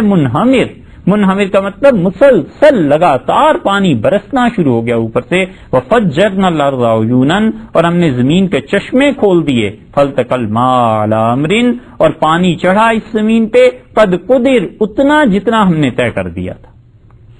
وَحَمَلْنَاهُ عَلَى ذَاتِ أَلْوَاحٍ وَدُسُرٍ، اور ہم نے نوح علیہ السلام کو بٹھا دیا تھا اس چیز پر جو کیلوں سے اور تختوں سے بنائی گئی تھی. کیل بھی کیسے ہوں گے اور تختے بھی کیسے ہوں گے، خدا نے دونوں کو الگ الگ ذکر کیا ہے. تجریب اعیننا، وہ کشتی ہماری آنکھوں کے سامنے چل رہی تھی، اور یہ ہم نے پتہ ہے کیا کیا ہے. فکرہ دیکھیے کس غضب کا ہے. اللہ نے فرمایا جزاء لمن کان کفر، یہ اس کو جزا دی گئی ہے جزاء لمن کان کفر، جس کی ناقدری کی گئی تھی. قدر نہیں نہ کی قوم نے، تو اللہ نے کہا ہم نے اس کی جزا دی. اللہ کے بڑے انعامات ہوتے ہیں انسان پہ، اور انسان ناقدری میں جو رہتا ہے، جب چیزیں چھن جاتی ہیں پھر پتا چلتا ہے کتنا بلیغ جملہ ہے کہ جزاء لمن کان کفر، جس کی ناقدری کرتے رہے تھے نا لوگ، اس کو ہم نے بچا لیا اور لوگ ڈوب گئے. یہ ہوتا ہے. انسان اپنی زندگی میں سوچتا رہے کہ خدا نے مجھ پہ کیا کیا انعام کیے ہیں، کیا کیا فضل اللہ نے کیا ہے. کہیں ایسے تو نہیں ہے کہ میں کسی چیز کی ناقدری کر رہا ہوں. جب ناقدری کرے گا وہ چیز چھن جائے گی، پھر احساس ہوگا کہ وہ کیا چیز تھی. حضرت عثمان رضی اللہ عنہ نے اپنی شہادت سے پہلے خطبہ دیا تھا، اور اس میں آیا ہے انہوں نے کہا مجھے قتل نہ کرو، میرا کوئی قصور نہیں ہے، اور تم لوگ جو مدینہ منورہ میں آ گئے ہو نا پورے فوج بن کے اور جتھے بنا کے، اگر میں نہ رہا اس دنیا میں تو خدا کی قسم تم تمنا کرو گے کہ کاش عثمان 100 برس زندہ رہتا اور یہ دن نہ دیکھنے پڑتے. ان کا میرے بعد جو کچھ ہوگا پھر تمہیں اندازہ ہوگا، تم کہو گے کہ 100 برس عثمان زندہ رہتا، نہ مجھے قتل کرو. بس یہی ہے حال. اللہ تعالی نے فرمایا کہ پھر کیا ہوا، فارت تنور، تنور سے پانی چلنے لگا. وَقُلْنَا احْمِلْ فِيهَا مِنْ كُلٍّ زَوْجَيْنِ اثْنَيْنِ، اور ہم نے کہا دو جوڑا لے لو اس میں جتنی زندہ چیزیں ہیں. وَأَهْلَكَ إِلَّا مَنْ سَبَقَ عَلَيْهِ الْقَوْلُ، اور پھر تباہ ہو گئے وہ لوگ جن پر خدا کا فرمان ہو چکا تھا، اور بچے وہ جن کو اللہ نے بچایا، جو ایمان لائے. وَمَا آمَنَ مَعَهُ إِلَّا قَلِيلٌ، اور حضرت نوح علیہ السلام کے ساتھ بہت تھوڑے لوگ تھے جو ایمان لائے، بہت تھوڑے لوگ تھے. کتنے تھے؟ حدیث میں آیا ہے کہ شاید 85 کے قریب آدمی تھے.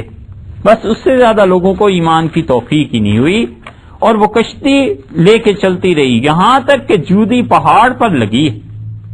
اور اللہ تعالی نے اس لیے اس کا بھی ذکر کیا ہے سورہ ہود میں، اور وہاں پر بتلایا ہے کہ کہ وہ کشتی کس طرح تھی اور خدا کا عذاب کس طرح آیا تھا، بہت تفصیل سے وہاں بھی ذکر۔ اللہ تعالیٰ نے فرمایا ہے کہ جب سارا مسئلہ پورا ہو گیا، وکیل یا ارض ابلعی ماءک، اور ہم نے کہا زمین اپنا پانی نگل جا، وَيَسْمَعُ اقلعی، اور آسمان تو تھم جا، وغیض الماء، اور پانی خشک ہو گیا، وقضی الامر، اور فیصلہ کر دیا گیا، واستوت علی الجودی، کشتی جودی پہاڑ پر جا کر لگی، وقیل بعدا للقوم الظالمین، اور ہم نے کہا لعنت ہو اس ظالم کو۔ ایک یہودی نے قرآن پاک کا جواب لکھنا شروع کیا، بڑا زبردست ادیب تھا، اس میں کوئی شبہ نہیں کہ وہ اپنے زمانے کا بڑا مانا ہوا ادیب تھا اور عربی کا بڑا ماہر تھا۔ تو یہودیوں نے کہا کہ اس قرآن پاک کا یہ جو دعویٰ ہے نا کہ اس جیسی کتاب نہیں بن سکتی، تم اس جیسی کتاب لکھو۔ اب بھی انٹرنیٹ پہ آپ دیکھیے لوگوں نے لکھنے کی کوششیں کی ہیں، لکھا ہے لوگوں نے، تو وہ یہ پرانا قصہ چلا آتا ہے۔ اس نے کہا اگر تم میرے بچوں کا کھانے پینے کا ان چیزوں کا بندوبست کر دو اور مجھے ایک کمرہ دے دو تو میں یہ کام کرتا ہوں۔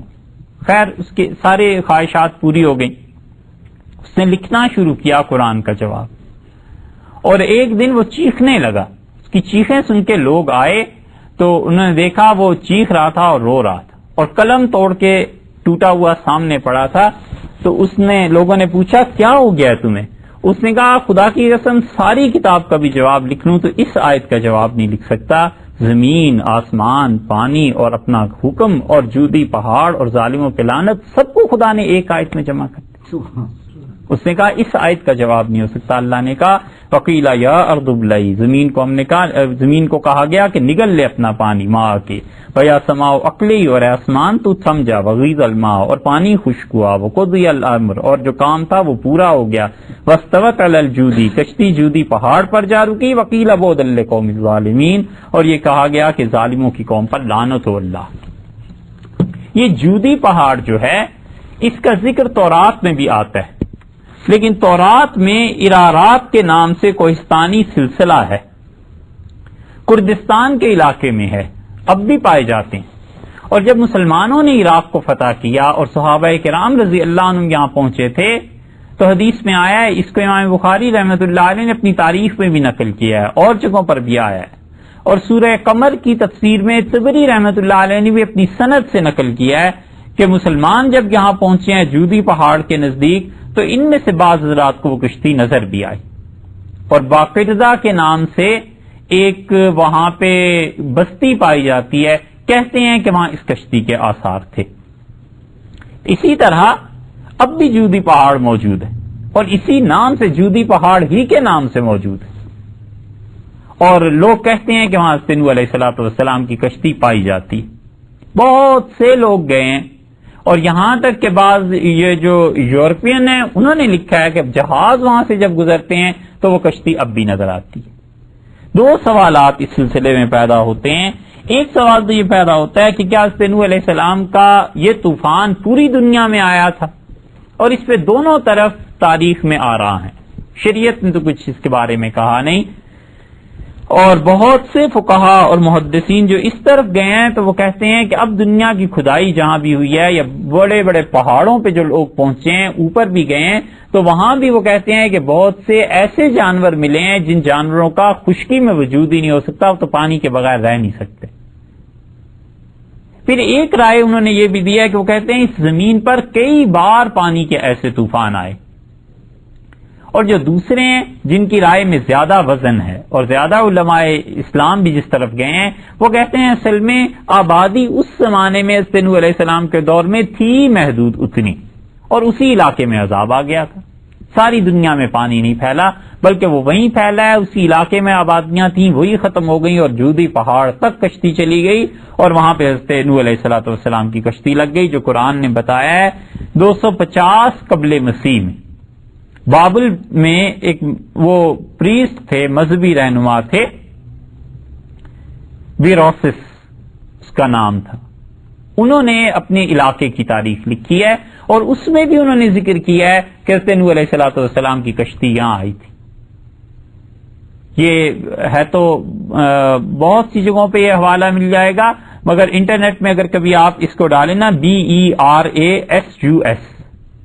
گرافس، تو وہاں بھی یہ مل جائے گا انٹرنیٹ میں. اس نے وہاں بھی انہوں نے یہی کوڈ کیا ہے کہ اس نے بھی لکھا ہے کہ حضرت نوح علیہ الصلوۃ والسلام کی کشتی یہاں آئی تھی. ارسطو کے ایک شاگرد ہیں، وہ بھی اس علاقے میں گئے ہیں، بیڈ نیوئس نام ہے ان کا، اور انہوں نے بھی ذکر کیا. اس نے تو ایک اور بھی عجیب بات لکھی ہے. اس نے کہا یہاں نوح علیہ السلام کی کشتی بھی ہے اور لوگ اس کشتی سے لکڑیاں لیتے ہیں اور اپنے مریضوں کو لکڑیاں وہ پانی میں گھول کے پلاتے ہیں تو مریض ٹھیک ہو جاتے ہیں. اس نے لکھا ہے کہ اس کشتی میں برکات بھی ہیں، یعنی جو ان کا نظریہ یا عقیدہ ہوگا، مگر یہ کہ حضرت نوح علیہ الصلوۃ والسلام کا یہ طوفان جو تھا وہ اس علاقے میں اکثریت کے بقول محدود بھی رہا اور دوسرے وہ کشتی وہاں تک پہنچی. یہ تو تھی ایک قوم. اس کے بعد عرب بائدہ کی دوسری قوم جو ہے وہ قوم عاد ہے، اور اللہ تعالی نے صاف بتایا ہے کہ حضرت نوح علیہ الصلوۃ والسلام کے بعد اس دنیا میں ہم نے جس قوم کو تمکنت دی اور جس قوم کو ہم نے واقعی رکھا تھا اس دنیا میں، وہ حضرت ہود علیہ الصلوۃ والسلام کی قوم تھی. اور یہ حضرت ہود علیہ الصلوۃ والسلام کی قوم جو تھی عاد جو کہلاتی ہے، عربوں کے یہاں معروف تھی.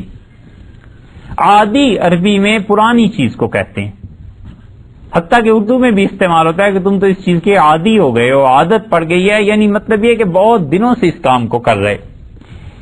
اور آثار قدیمہ میں صحرائے عرب میں آپ دیکھیے تو اس کا ایمپٹی کوارٹر کے نام سے جو علاقہ پایا جاتا ہے، یہ تھی وہ جگہ جہاں پہ حضرت ہود علیہ الصلوۃ والسلام کی قوم تھی. الربع الخالی کے نام سے اب بھی تاریخ آپ دیکھیے تو وہاں پہ اس کا ذکر مل جائے گا کہ الربع الخالی، حضرت ہود علیہ الصلوۃ والسلام کو اللہ نے وہاں بھیجا، اور ہود علیہ السلام کی قوم کا نام تھا عاد.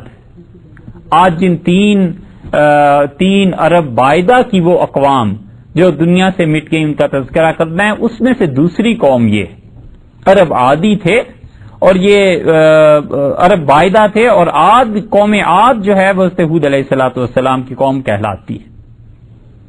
احقاف میں قرآن نے کہا ہم نے انہیں بھیجا ہے، اور احقاف اصل میں حقف کی جمع ہے، اور حقف خالی علاقہ.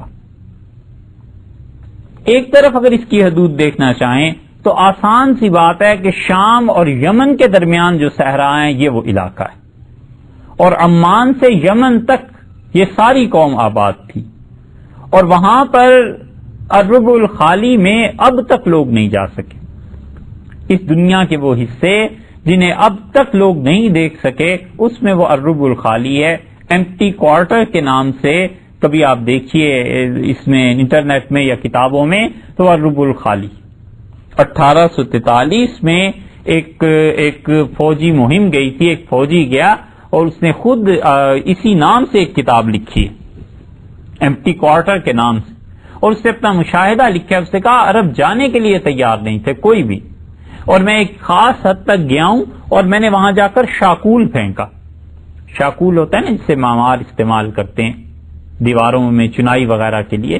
تو کہتے ہیں میں نے جب شاکول پوری قوت سے پھینکا تو وہ جا کے ریت پہ گرا، اور دیکھتے ہی دیکھتے وہ ریت میں دھستا چلا گیا، اور اس کے ساتھ جو ڈوری لگی ہوئی تھی اتنا ریت میں شدت تھی کہ وہ ڈوری تھوڑی دیر میں پگھل کے سب ختم ہو گئی. تو عربوں سے میں نے کہا کہ تم چلو، انہوں نے کہا یہاں جا کے مرنا ہے، جو چیز جاتی ہے پگھل جاتی ہے، ختم ہو جاتی. وہاں پہ احقاف کی جو قوم ہے، احقاف کی بستیاں تھی، وہاں پہ اللہ تعالیٰ نے حضرت ہود علیہ الصلوۃ والسلام کو بھیجا. یہ بائدہ میں دوسری قوم ہے اور اس قوم کو بڑی ترقی ملی. انبیاء علیہ الصلوۃ والسلام کی ماننے والی تھی ابتدا میں. جو آثار قدیمہ اب ملے ہیں اس میں ایسے آثار قدیمہ بھی نظر آئے ہیں جس میں انہوں نے صاف لکھا ہے کہ ہم قیامت کو بھی مانتے ہیں اور معجزات کو بھی مانتے ہیں. سنہرا دور ہوگا جو قوموں کا ہوگا، اور اس کے بعد ان میں شرک شروع ہوا. اور شاہ ولی اللہ صاحب رحمۃ اللہ علیہ نے بڑی اچھی ایک چیز لکھی ہے. شاہ صاحب نے نجت اللہ البالغہ میں لکھا ہے کہ اللہ کا عذاب جتنی بھی قوموں پر آتا ہے ان میں ایک تو شرک ہوتا ہے اور ایک کوئی نہ کوئی اخلاقی بیماری ہوتی ہے جو انسانوں کو نقصان پہنچاتی ہے، اور انسانیت کے نقصان کی وجہ سے اللہ تعالیٰ انہیں عذاب دے دیتا ہے، کیونکہ اللہ کو انسان بڑے عزیز. اللہ کا ایک قانون ہمیشہ یاد رکھنا چاہیے، مسلمان ہو کافر ہو، آنکھیں کھول کے اگر جینا ہے نا تو خدا کا ایک قانون یاد رکھنا چاہیے. بدر کے متعلق سورہ انفال میں آیا ہے، اللہ تعالی نے تبصرہ فرمایا ہے، خود اللہ نے کہا تمہیں پتہ ہے یہ بدر کا مارکا کیوں ہوا تھا؟ اور پھر کہا ہے اس لیے کہ جس نے زندہ رہنا ہے عن بینۃ، وہ دلیل کے ساتھ اس دنیا میں زندہ رہے گا، اور جس نے مرنا ہے لیہلک من ہلک عن بینۃ، وہ دلیل کے ساتھ مرے گا، بغیر دلیل کے، بغیر کسی وجہ کے نہ ہم قوموں کو فنا کرتے ہیں اور نہ کسی کو زندہ رہنے دیتے ہیں۔ یہ دلیل کون سی ہے آخر، کس کی بنیاد پر؟ وہ دوسری جگہ آیا ہے کہ جب تک تم نفع دیتے رہو گے ہم تمہیں باقی رکھیں گے، اور جب تم سے نفع اٹھانے کی حیثیت ختم ہو جائے گی اس وقت تم تباہ کر دیے جاؤ گے۔ سیدھی سی بات، اس پہ ساری دنیا کو پیمائش کر لیجئے کہ جن قوموں کو اللہ نے عروج دیا ہے اسی وقت تک عروج میں رہے ہیں جب تک وہ اس انسانیت کو، کائنات کو نفع دیتے رہے ہیں، اور جب انہوں نے کائنات میں ظلم کرنا شروع کیا ہے، انسانوں کو تباہ کرنا شروع کیا ہے، اللہ نے انہیں بھی اٹھا کر پھینک دیا۔ یہودی اللہ کی وہ قوم تھی جس سے واقعی اللہ تعالیٰ کو محبت تھی، انبیاء علیہ السلام تسلسل کے ساتھ ان میں آتے رہے۔ عبداللہ ابن مسعود رضی اللہ عنہ کی ایک روایت میں آتا ہے کہ 300 انبیاء علیہ السلام دنیا کے مختلف حصوں میں یہودی قوم میں رہتے تھے۔ ایک نبی کی روحانیت اور نبوت اتنی زبردست ہوتی ہے کہ ہزاروں کی کایا پلٹ جائے، 300 انبیاء علیہ السلام۔ مگر جب انہوں نے شرارتیں شروع کی نا تو اللہ تعالی نے پھر عذاب دیا، کیونکہ اپنے زندہ رہنے کی صلاحیت کھو دی تھی۔ کمینہ ایک لفظ سنا ہوگا، کمینہ اس کو کہتے ہیں جس سے کسی کو نفع نہ پہنچے۔ تو جب کمینگی آ جائے نا کسی بھی قوم میں، اس سے نفع نہ پہنچے، بس اپنے نفع سمیٹو ہر طرف سے اور کسی کو بھلائی، کسی کو اچھائی نہ پہنچاؤ، اللہ کو ایسی قوموں کی آخر ضرورت کیا پڑی ہے بھائی؟ کوئی رشتہ داریاں تھوڑے ہی ہیں اللہ تعالیٰ سے کہ ہمیں باقی رکھیں اور باقی سب کو فنا کر دیں۔ دلیل کے ساتھ زندگی ہے اور دلیل کے ساتھ موت۔ یہ قوم اتنی اچھی تھی کہ اب کتبے ملے ہیں آثار قدیمہ والوں کو، اور اس پہ لکھا ہوا ہے کہ ہم معجزات کو مانتے ہیں، آخرت کو مانتے ہیں، نبوت آئی ہوگی اور بھی کوئی۔ اب یہ کچھ پتا نہیں چلتا ان کے بارے میں کہ کہاں سے یہ انہیں تعلیم ملی تھی، حتیٰ کہ شرک آیا، اور شرک آیا وہی جو بت پوجے جاتے تھے حضرت نوح علیہ السلام کے زمانے میں، پھر یہاں آگے اللہ تعالیٰ نے فرمایا اب دیکھیے قرآن کے اس پہ تبصرے، بس اتنی باتیں تاریخ سے پتا چلتی ہیں تورات سمیت جو عرض کی ہیں۔ اللہ تعالیٰ نے یہاں فرمایا وَإِلَىٰ عَادٍ أَخَاهُمْ هُودًا، اور ہم نے قوم عاد کی طرف ان کے بھائی حضرت ہود علیہ السلام کو بھیجا۔ قَالَ يَا قَوْمِ اعْبُدُوا اللَّهَ، اور انہوں نے کہا عبادت کرو لوگو اللہ کی، مَا لَكُم مِّن إِلَٰهٍ غَيْرُهُ، اور اللہ کے علاوہ تو کوئی خدا نہیں ہے، افلا تتقون، کیا تم اس بدعملی کے نتائج سے ڈرتے نہیں ہو؟ یہ شرک جو ہے انجام کار کیا تباہی لائے گا، اس سے ڈرتے نہیں ہو؟ ہمیشہ تباہی اس وقت آتی ہے جب انسان اپنے اعمال کے نتائج پر غور نہیں کرتا۔ بس اعمال کے نتائج جب سامنے آتے ہیں نا پھر سر پکڑ لیتا ہے کہ وہ یہ کیا ہو گیا۔ تو صاحب جب یہ عمل شروع کر رہے تھے اس وقت نہیں سوچا تھا کہ اس کا نتیجہ کیا نکلے گا، 10 سال بعد، 20 سال بعد، 10 دن بعد جو عمل ہے اس کا نتیجہ نکلنا ہے۔ اس لیے جو شخص اپنے اعمال کے نتائج کو نہیں سوچتا زمانہ کبھی اس کا ساتھ نہیں دیا کرتا، پھر چیختا رہتا ہے، پھر کون سنتا ہے بھائی؟ تو انہوں نے سوچا ہی نہیں کہ یہ شرک کس قدر تباہی لائے گا۔ قال الملأ الذین کفروا من قومہ، بولے وہ سردار جو کافر تھے ان کی قوم میں سے، انا لنراک فی سفاہۃ، ہم سمجھتے ہیں ہود تم بے وقوف آدمی، وَإِنَّا لَنَظُنُّكَ مِنَ الْكَاذِبِينَ، اور ہم سمجھتے یہ بھی ہیں کہ تم جھوٹے آدمی۔ صفاحت ایک اور جھوٹ دو چیزیں انہوں نے کہا اپنے نبی میں علیہ الصلوۃ والسلام کہ یہ 2 چیزیں آپ میں پائی جاتی ہیں۔ کوئی عقل کی بات ہے کہ ایک ہی خدا کی عبادت کرو، اور تم جو کہتے ہو نبوت آئی ہے تو انسانوں کو نبوت، یہ کیسے ممکن ہے؟ قال یا قوم لیس بی صفاۃ، حضرت ہود علیہ السلام بولے ان کا لوگوں کوئی بے وقوفی کی باتیں نہیں کر رہا، ولاکنی رسول من رب العالمین، اور میں تو رب العالمین کی طرف سے رسول بنا کر بھیجا گیا۔ جس نے رسالت دی ہے اس نے عقل نہ دی ہوگی؟ سوچو تو صحیح، کیسا اچھا جواب انہوں نے دیا ہے کہ میں تو رسول ہوں، اور رسول بھی بھلا جھوٹے ہوتے ہیں اور رسول بھی بھلا بے وقوف ہوتے ہیں۔ اللہ نے رسالت دی ہے تو عقل بھی سکھا کر بھیجی ہے، صدق اور سچائی بھی عنایت کی۔ یہ اس سے ملتا جلتا جواب ہے جو رسول اللہ صلی اللہ علیہ وسلم نے دیا تھا۔ حضرت صلی اللہ علیہ وسلم نے تقسیم کی مال کی، اور کسی نے کہا کہ محمد صلی اللہ علیہ وسلم عدل کریں، میرے ساتھ انصاف نہیں ہوا، تو آپ نے اسے جو جواب دیا اس کا خلاصہ یہ کہ آپ نے فرمایا اللہ نے ساری مخلوق کو ہدایت دینے کے لیے میرا اعتبار کیا ہے، اور تم چند ٹکوں میں میرا اعتبار نہیں کرتے۔ یہ ہے خوبصورت بات جو فرمائی تھی کہ اللہ نے ساری دنیا کو ہدایت جو دینی تو میرا اعتبار کر لیا، مجھے رسالت دی، بھیجا، اور تم چند ٹکوں پہ اعتبار نہیں کر رہے میرا۔ یہ وہ بات ایسی قریب قریب ہے کہ انہوں نے کہا قوم والو میں تو رسول ہوں، ابلغکم رسالات ربی، میں اپنے پروردگار کے پیغامات تک تم تک پہنچاتا ہوں، وانا لکم ناصح امین، اور دیکھو میں تمہیں نصیحت کرتا ہوں اور میں امین بھی ہوں، امانت دار بھی ہوں، یعنی جو کچھ مجھے وہاں سے ملتا ہے بغیر اس میں کچھ کمی بیشی کیے وہی چیز تم تک پہنچا دیتا ہوں، نصیحت اور امانت دونوں اوصاف سے متصف ہوں۔ اواجبتم ان جاءکم ذکر من ربکم علی رجل منکم، تمہیں اس سے پریشانی ہو رہی ہے کہ اللہ نے تم میں سے ہی ایک مرد کو ذکر کے ساتھ بھیجا ہے، نصیحت کے ساتھ بھیجا ہے، لینذرکم تاکہ وہ تمہیں بتائے، ڈرائے، وَاذْكُرُوا اِذْ جَعَلَكُمْ خُلَفَاءَ مِن بَعْدِ قَوْمِ نوح، تم یاد تو کرو تمہیں نوح علیہ السلام کی قوم کے بعد اللہ نے ان کا خلیفہ بنا کے دنیا میں بھیجا۔ سلسلہ خلافت کا چل رہا ہے، خدا نے ایسے ہی تو نہیں بھیج دیا۔ وَزَادَكُمْ فِي الْخَلْقِ بَسْطَةً، اور اللہ نے تمہیں ڈیل ڈول میں بھی اچھا بنایا۔ اللہ نے تمہاری تخلیق جو کی ہے، بڑے اونچے لمبے قد اور جسم، اچھی صحتیں، یہ سب چیزیں اللہ کی انعامات ہی تو ہیں۔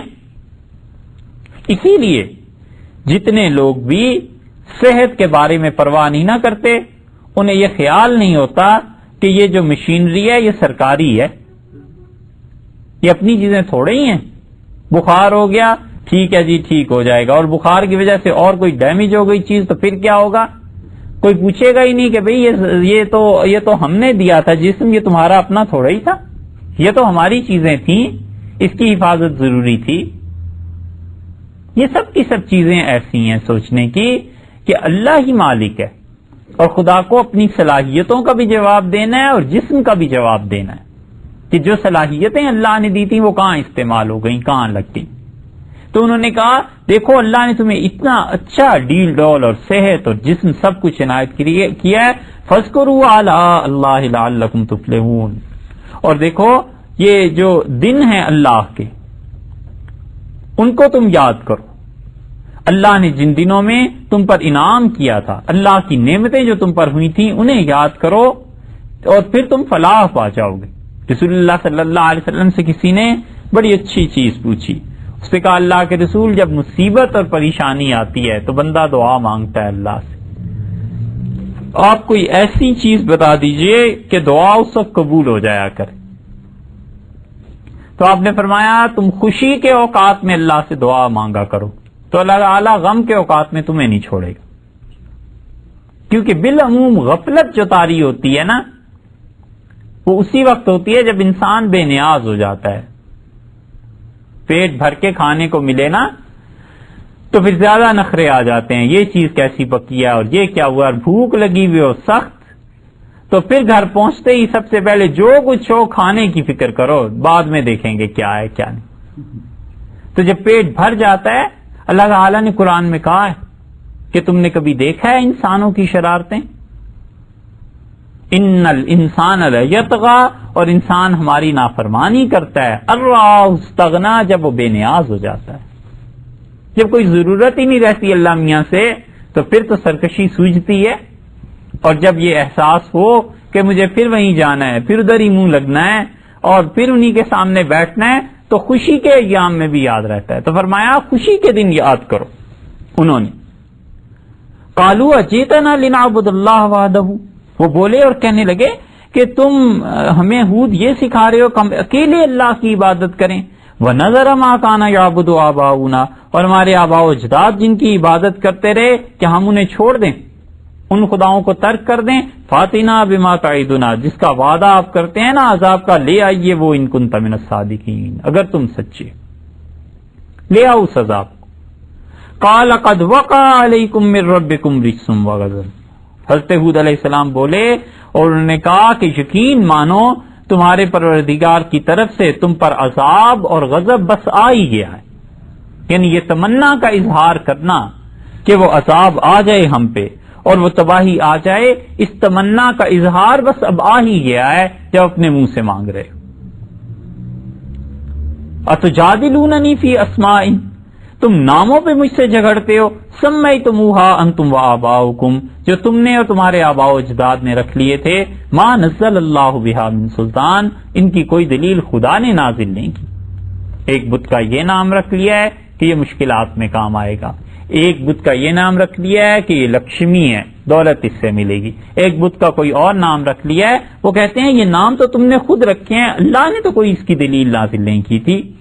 فانتظروا انی معکم من المنتظرین، اور تم انتظار کرو اس عذاب کا، اور دیکھو پھر جو عذاب آئے گا میں بھی انتظار کر رہا ہوں. اللہ تعالی نے دوسری جگہ پر ارشاد فرمایا کہ انہوں نے کہا اپنی قوم کو سمجھاتے ہوئے کہ یا قوم لا اسألکم علیہ اجرا، میری قوم والو جو میں تمہیں سمجھا رہا ہوں نا، مجھے کوئی اجر تم سے نہیں چاہیے. ان اجریہ الا علی الذی فطرنی، میرا اجر تو اس کے ذمہ ہے جس نے مجھے پیدا کیا. یہی بات حضرت نوح علیہ السلام کے تذکرے میں بھی گزری. ان کا مجھے کوئی پیسے نہیں تم سے چاہیے، میں تو صاف اللہ کی طرف سے آیا ہوں سمجھانے کے لیے. افلا تعقلون، تمہیں عقل نہیں آتی کہ ایک آدمی کا کوئی پرسنل انٹرسٹ نہیں ہے، تم سے پیسے اس نے نہیں لینے، تم سے عزت کا طالب نہیں ہے، کوئی چیز وہ چاہتا نہیں ہے، محض تمہاری بھلائی کی بات کرتا ہے اور تمہیں سمجھ نہیں آتی. وَيَا قَوْمِ اسْتَغْفِرُوا رَبَّكُمْ، انہوں نے کہا میری قوم والو معافی مانگو اللہ سے، ثُمَّ تُوبُوا إِلَيْهِ، توبہ کرو اس کے سامنے. يُرْسِلِ السَّمَاءَ عَلَيْكُمْ مِدْرَارًا، مسلسل بارشیں تم پہ برسائے گا. وَيَزِدْكُمْ قُوَّةً إِلَىٰ قُوَّتِكُمْ، اور تمہاری طاقتوں میں اضافہ کرے گا. وَلَا تَتَوَلَّوْا مُجْرِمِينَ، دیکھو مجرم نہ بنو. ہر نبی نے اپنی قوم کو تلقین کی کہ معافی مانگتے ہی رہو، اور یہی اصل چیز ہے. مومن انسان کا زندگی بھر کا رویہ یہی ہونا چاہیے کہ خدا سے معافی مانگتا ہی رہے. گناہ کر کے معافی مانگتے ہیں نا، جب یاد آ جائے کہ اللہ کی نافرمانی کی ہے، ہم تو کہتے ہیں نیکی کر کے بھی معافی مانگتا رہے، نیکی کر کے بھی خدا سے توبہ کرتا رہے. حدیث میں یہ آیا ہے کہ رسول اللہ صلی اللہ علیہ وسلم سلام پھیرتے تھے اور 3 مرتبہ فرماتے تھے استغفر اللہ استغفر اللہ. محدثین نے اس کی بہت سی وجوہ لکھی ہیں، اس میں سے ایک لکھا ہے کہ گویا وہ یہ کہتے تھے یا امت کو تعلیم دیتے تھے کہ خدایا یہ جو نماز ہے نا تیری بارگاہ میں پیش کرنے کے قابل نہیں، خدایا اس میں جو کمی رہ گئی ہے، کوتاہی ہو گئی، معاف فرما دے. تو نیکی کر کے بھی خدا سے معافی مانگتا رہے کہ پتہ نہیں کتنا اس میں میرے نفس کا حصہ پڑ گیا ہوگا، کتنی ریاکاری ہو گئی ہوگی، کیا چیز آ گئی ہوگی. قالوا یا ہود، انہوں نے کہا ہود ما جئتنا ببینۃ، آپ تو کوئی واضح دلیل نہیں لائے. وما نحن بتارکی آلہتنا عن قولک، ہم آپ کی بات کی وجہ سے ہرگز اپنے خداؤں کو نہیں چھوڑ سکتے. وما نحن لک بمؤمنین، اور ہم تمہاری بات ہرگز نہیں مانیں گے. اور تم جو کہتے ہو اس کی حقیقت تمہیں بتائیں.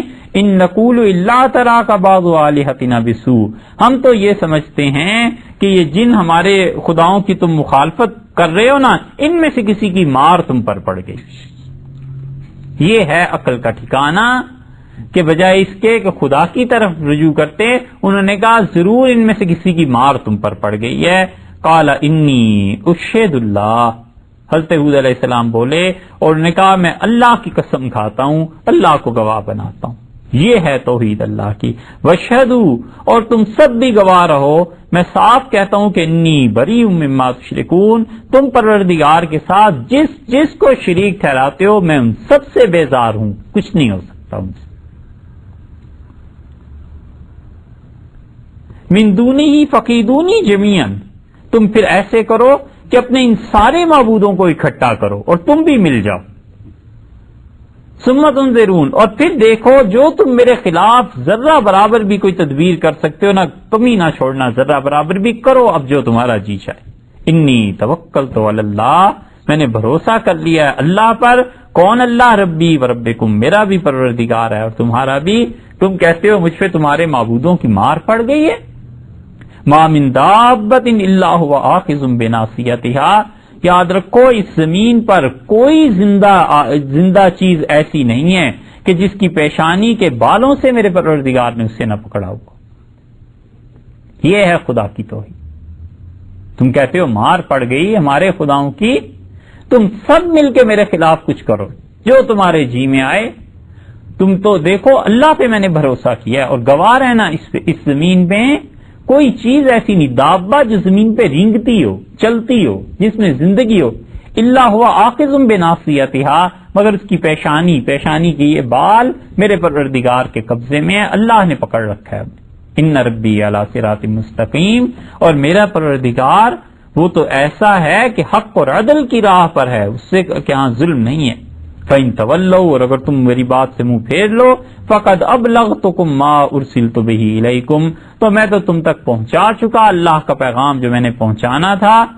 وَيَسْتَخْلِفْ رَبِّي قَوْمًا غَيْرَكُمْ، اور پھر تمہیں مٹا کر خدا کوئی ایسی قوم لے آئے گا جو واقعی صحیح ہوگی۔ وَلَا تَضُرُّونَهُ شَيْئًا، اور تم خدا کا کچھ نہیں بگاڑ سکو گے۔ إِنَّ رَبِّي عَلَىٰ كُلِّ شَيْءٍ حَفِيظٌ، اور میرا پروردگار ہی ہے جو ہر چیز کی حفاظت کرتا ہے۔ اللہ نے فرمایا وَلَمَّا جَاءَ أَمْرُنَا، اور وہ جس عذاب کی تمنا کر رہے تھے پھر وہ عذاب آ گیا۔ وہ عذاب آیا کس وجہ سے؟ ایک تو یہ کرتے تھے شرک، دوسری برائی دیکھیے قرآن نے جو دوسری جگہ پر بیان کی ہے۔ اللہ تعالیٰ نے فرمایا وَقَالَ الْمَلَأُ مِنْ قَوْمِهِ الَّذِينَ كَفَرُوا، کافر جو سردار تھے اس قوم کے وہ بولے كَذَّبُوا بِاللِّقَاءِ الْآخِرَةِ، جو آخرت کی زندگی کو جھٹلاتے تھے۔ ایک ان کا جرم آخرت کو نہیں مانتے تھے۔ وَأَتْرَفْنَاهُمْ فِي الْحَيَاةِ الدُّنْيَا، اور دنیا کی زندگی میں ہم نے انہیں آسودگی دے دی تھی۔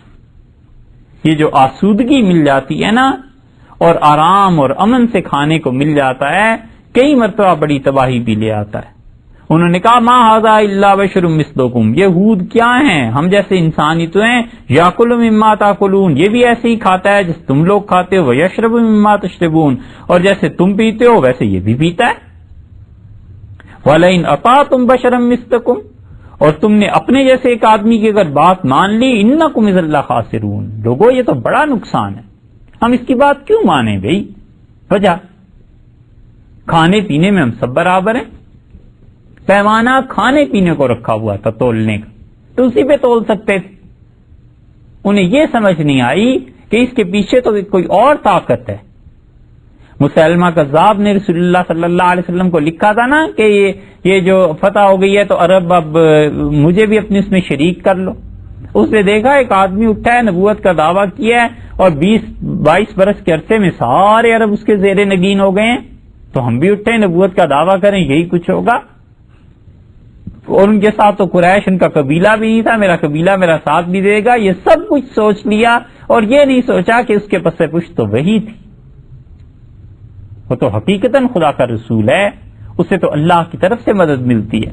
انہوں نے کہا ایک آدمی کی اجعیدکم انکم اذا متم، اور یہ تم سے وعدہ کرتا ہے کہ تم لوگ جب مر جاؤ گے، وکنتم ترابا وعظاما، اور مٹی اور ہڈیاں ہو جائیں گی، انکم تخرجون، تم زمین سے دوبارہ پیدا کیا جاؤ گے۔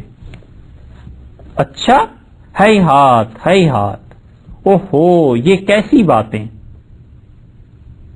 کیسی بات یہ کر رہا ہے؟ لما توعدون، یہ کس چیز کا وعدہ ہے؟ ان ہی الا حیاتنا الدنیا، بس یہ دنیا کی زندگی گزارنی ہے، نموتو، ہم مر جائیں گے، ونحیا، اب ہم زندہ ہیں، وما نحن بمبعوثین، کسی نے نہیں اٹھنا قبروں سے۔ یہی دھوکہ رہتا ہے، اور اس دھوکے میں بڑے بڑے لوگ مارے جاتے ہیں کہ بس یہ دنیا کی زندگی ہے، گزارو، مر جانا ہے، پھر کیا ہونا۔ کہتے ہیں کہ بابر نے کہا تھا، امید تو نہیں انہوں نے کہا ہو، لیکن اگر کہا بھی ہوگا کہ بابر بعیش کوش کے عالم دوبارہ نہیں، بابر عیش کر لے، کون سا جہان نے دوبارہ بننا ہے۔ اب سمجھ آتی ہوگی کہ دوبارہ بنا ہے یا نہیں بنا، انہیں بھی اب سمجھ آتی ہوگی کہ جو کہتے تھے کہ بس دنیا میں زندگی گزارنی ہے، مرنا ہے، اس کے بعد کون سا، ان ہوا الا رجل، یہ آدمی جو ہے ہود علیہ السلام، افترا علی اللہ کذبا، اللہ پر جھوٹ بولتا ہے، وما نحن لہ بمؤمنین، اور ہم اس پر ایمان نہیں لائیں گے۔ قال رب انصرنی، ہود بولے اور نے کہا پروردگار میری مدد کر، بما کذبون، یہ مجھے جھٹلاتے ہیں۔ ایک تو جرم یہ ہوا آخرت کا انکار، اور اس کے ساتھ ساتھ خدا کے ساتھ شرک۔ ایک جرم اور دیکھ لیجئے، اللہ نے فرمایا ہے کہ حضرت ہود علیہ السلام نے کہا اتبنون بکل ریع آیۃ تعبثون، تم ہر جگہ پر ایک فضول عمارت کھڑی کر دیتے ہو، یہ تم کیا کرتے ہو؟ ہر اونچی زمین پر ایک نشان ایسا کھڑا کر دیتے ہو کھیلنے کو، وَتَتَّخِذُونَ مَصَانِعَ لَعَلَّكُمْ تَخْلُدُونَ، اور اتنی زبردست بلڈنگز بناتے ہو جیسے تم ہمیشہ ہمیشہ یہیں رہو گے۔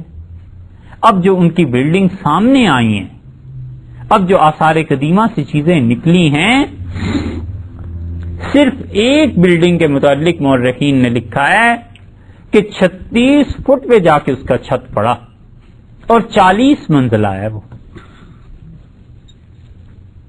یہ کوئی حد ہے بلڈنگ سے بنانے کی کہ انہوں نے اتنے بڑے بڑے ٹاور اور اتنے بڑے بڑی چیزیں بنائی ہیں۔ تو حضرت ہود علیہ السلام نے کہا یہ تم کیا کر رہے ہو؟ تتخذون مصانع لعلکم تخلدون، تم تو ایسے کرتے ہو کاریگری جیسے ہمیشہ یہیں رہو گے۔ اور یہ قوموں میں کب آتا ہے؟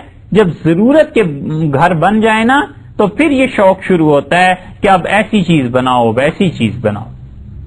وقت جو ہوتا ہے کام کرنے کو، جو اصل تھا اللہ کی یاد، اس کی بجائے زندگی ان کھیل تماشوں میں گزرتی ہے۔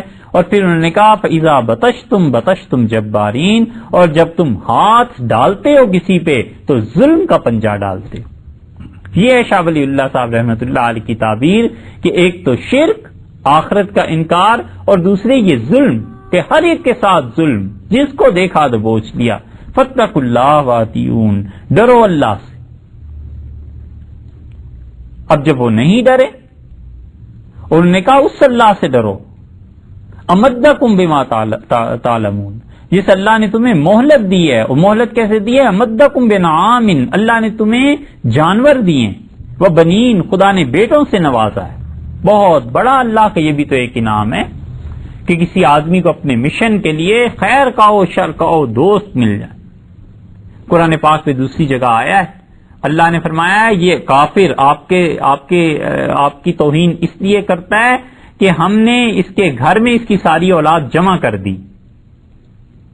ایک باپ کی اولاد بکھری ہوئی ہو نا، ایک بیٹا ادھر ہے، ایک بیٹی ادھر ہے، ایک بیٹا ادھر ہے، تو دل میں رہتے ہی ہے کہ فلاں بیٹے کا کیا ہوا، فلاں بیٹی کا، اور سارے جمع ہو جائیں ایک ہی جگہ، ایک ہی چھتری میں سارا خاندان آ جائے، خوشی ہوتی ہے طبعی طور پہ۔ وہاں بھی یہ ہے، انہوں نے کہا وَجَنَّاتٍ وَعُيُونٍ، اللہ نے چشمے تمہیں دیے ہیں، باغات تمہیں دیے ہیں، ڈرو خدا سے۔ انہوں نے کہا سواء علینا اوعظت ام لم تکن من الواعظین، حضرت آپ ہمیں نصیحت کریں نہ کریں دونوں کام برابر ہیں، آپ تو بس یہ کیجئے کہ جس عذاب کا وعدہ ہے اس عذاب کو لے۔ اور پھر عذاب اب آیا ہے، اور اللہ نے فرمایا ہے کہ فارسلنا علیہم ریحا صرصرا، اور پھر ہم نے عذاب انہیں دیا۔ اور کب دیا ہے؟ قالوا من اشد منا قوہ، وہ اپنی بلڈنگز دیکھتے تھے اور انہوں نے کہا دنیا میں ہم سے زیادہ کون طاقتور ہے۔ یہ ہے دعویٰ، یہ ہے اپنی صلاحیتوں پہ ناز اور بھول جانا کہ اللہ نے یہ چیزیں دی ہیں، یہ تباہی کا نشان ہے۔ من اشد منا قوہ، ان کا طاقت میں ہم سے زیادہ کون ہے؟ تو ظاہر ہے کہ 36 فٹ پہ جا کر اگر وہ ایک چھت ڈال رہے ہیں اور 40 منزلہ ایک عمارت، اور جو اپنے گھر بنائیں اور جو چشمے اور تالاب اور جو چیزیں برآمد ہوئی ہیں وہ تو چیزیں ہی اور ہیں۔ اللہ تعالیٰ نے کیا جواب دیا؟ اللہ نے فرمایا ان اللہ الذی اولم یروا، انہوں نے کبھی غور نہیں کیا، ان اللہ الذی خلقہم، جس اللہ نے انہیں پیدا کیا تھا، ہوا اشد منہم قوہ، وہ تو طاقت میں ان سے زیادہ ہے، زیادہ زبردست۔ فارسلنا علیہم ریحا صرصرا، پھر ہمارا عذاب آیا، اور عذاب ایسا آیا کہ خدا نے کہا ہے پھر ہم نے ان پر ہوا بھیج دی۔ یہ سب اللہ کے لشکر ہیں، اور اللہ نے فرمایا وما یعلم جنود ربک الا ھو، اور تیرے رب کے لشکر اس کے علاوہ کوئی نہیں جانتا. یہ ہوائیں بھی اس کا لشکر ہیں، یہ پانی بھی اس کا لشکر ہے، یہ پرندے بھی اس کا لشکر ہیں، یہ انسان بھی اس کا لشکر ہیں. وہ اپنے لشکروں کو خود ہی جانتا ہے کہ کہاں سے کیا کام کرانا ہے. ریحن سرسرن فی ایام ناحسات، منحوس دن تھے وہ اس قوم کے لیے، وہ ہوا چلی ہے. اور دوسری جگہ فرماتے ہیں 7 لیال و 8 ایام، 7 راتیں اور 7 لیال و 8 ایام، اور 8 دن مسلسل وہ ہوا چلتی رہی. اور اتنی تباہی پھری ہے، اتنی تباہی ہوئی ہے کہ قرآن کہتا ہے کہ کوئی چیز ایسی نہیں تھی جو اس نے چھوڑ دی. اس جگہ دیکھیے سورہ احقاف میں اور زیادہ واضح بات کیا. اللہ نے فرمایا وَاذْكُرْ أَخَا عَادٍ، عاد کی قوم کا ذکر کیجئے. اِذْ أَنذَرَ قَوْمَهُ بِالْأَحْقَافِ، جب احقاف کی زمین میں انہیں ہود علیہ السلام نے ڈرایا. وَقَدْ خَلَتِ النُّذُرُ مِن بَيْنِ يَدَيْهِ وَمِنْ خَلْفِهِ، اور ہمارے عذاب کی نشانیاں ان کے آگے پیچھے موجود تھی. سب چیزیں غرور کرنے لگے. اور کیا تھا؟ دائیں بائیں قومیں ایسی تھیں جو گزر چکی تھی، اور انہوں نے کہا کہ اللہ تعبدوا الا اللہ، اللہ کے علاوہ عبادت کسی نے کی نہ کرو. تو قوم نے کہا کہ عذاب آ جائے، اور پھر کیا ہوا؟ قحط، بارش ہونا بند ہو گئی. ایک تو یہ ہوائیں چلی، یہ تو عذاب آیا نا، بارش ہونا بند ہو گئی. اور بارش جب بند ہوئی تو کئی برس کے بعد بادل کا ٹکڑا نظر آیا. اللہ نے فرمایا کہ فلما راؤہ عارضاً، اور جب انہوں نے بادل کو دیکھا مستقبل اودیتہم، جو ان کی وادیوں کی طرف آ رہا تھا، قالوا ھذا عارض ممطرنا، انہوں نے کہا یہ بادل ہے جس سے بارش برسے گی. بل هو ما استعجلتم بہ، ہم نے کہا اس سے وہ چیز برسے گی جس کی تم جلدی کر رہے تھے. قرآن نے تو تصریح نہیں کی، لیکن روایات میں آتا ہے کہ وہ بادل جب آیا تو پوری قوم گھر کے، کئی برس بعد بادلوں کو دیکھا تھا، خوشی سے اس کے نیچے آ گئے، اور ہوا چلنا شروع ہوئی اور اوپر بادل سے آگ برسنے لگی. یہ ہے تباہی. اور ہوا نے ان ساری بلڈنگز کو اڑا کر رکھ دیا، ٹوٹ گئی، تباہی مچ گئی. اللہ نے فرمایا ہم نے کہا یہ وہ چیز ہے جس کی تمہیں جلدی تھی. تدمر کل شیء بامر ربھا، ان کے پروردگار کی حکم سے اس ہوا نے چورا کر دیا ہر چیز کا. فاصبحوا لا یرا الا مساکنہم، اور جب وہ ہوا بند ہوئی ہے، جب وہ آگ اور یہ چیزیں ختم ہوئی ہیں تو ان کے گھر دیکھو بالکل اجڑ گئے تھے. کذالک نجزی القوم المجرمین، اور ہم مجرم قوموں کو ایسی ہی سزا دیتے. وَلَقَدْ مَكَّنَّاهُمْ، ہم نے اس زمین میں انہیں طاقت دی تھی.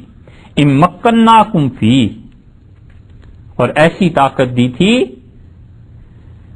کہ ہم نے اتنی طاقت تمہیں ابھی نہیں دی. وَجَعَلْنَا لَهُمْ سَمْعًا وَأَبْصَارًا وَأَفْئِدَةً، ہم نے انہیں سماعت دی، بصارت دی، دل دیے تھے. فَمَا أَغْنَىٰ عَنْهُمْ سَمْعُهُمْ وَلَا أَبْصَارُهُمْ وَلَا أَفْئِدَتُهُمْ مِنْ كُلِّ شَيْءٍ، انہوں نے ان کے دل ان کے کام نہ آئے، ان کی بصارت ان کے کام نہ آئی، ان کی سماعت ان کے کام نہ آئی. جب حق کی مخالفت میں یہ چیزیں لگ جائیں نا پھر یوں ہوا کرتا ہے.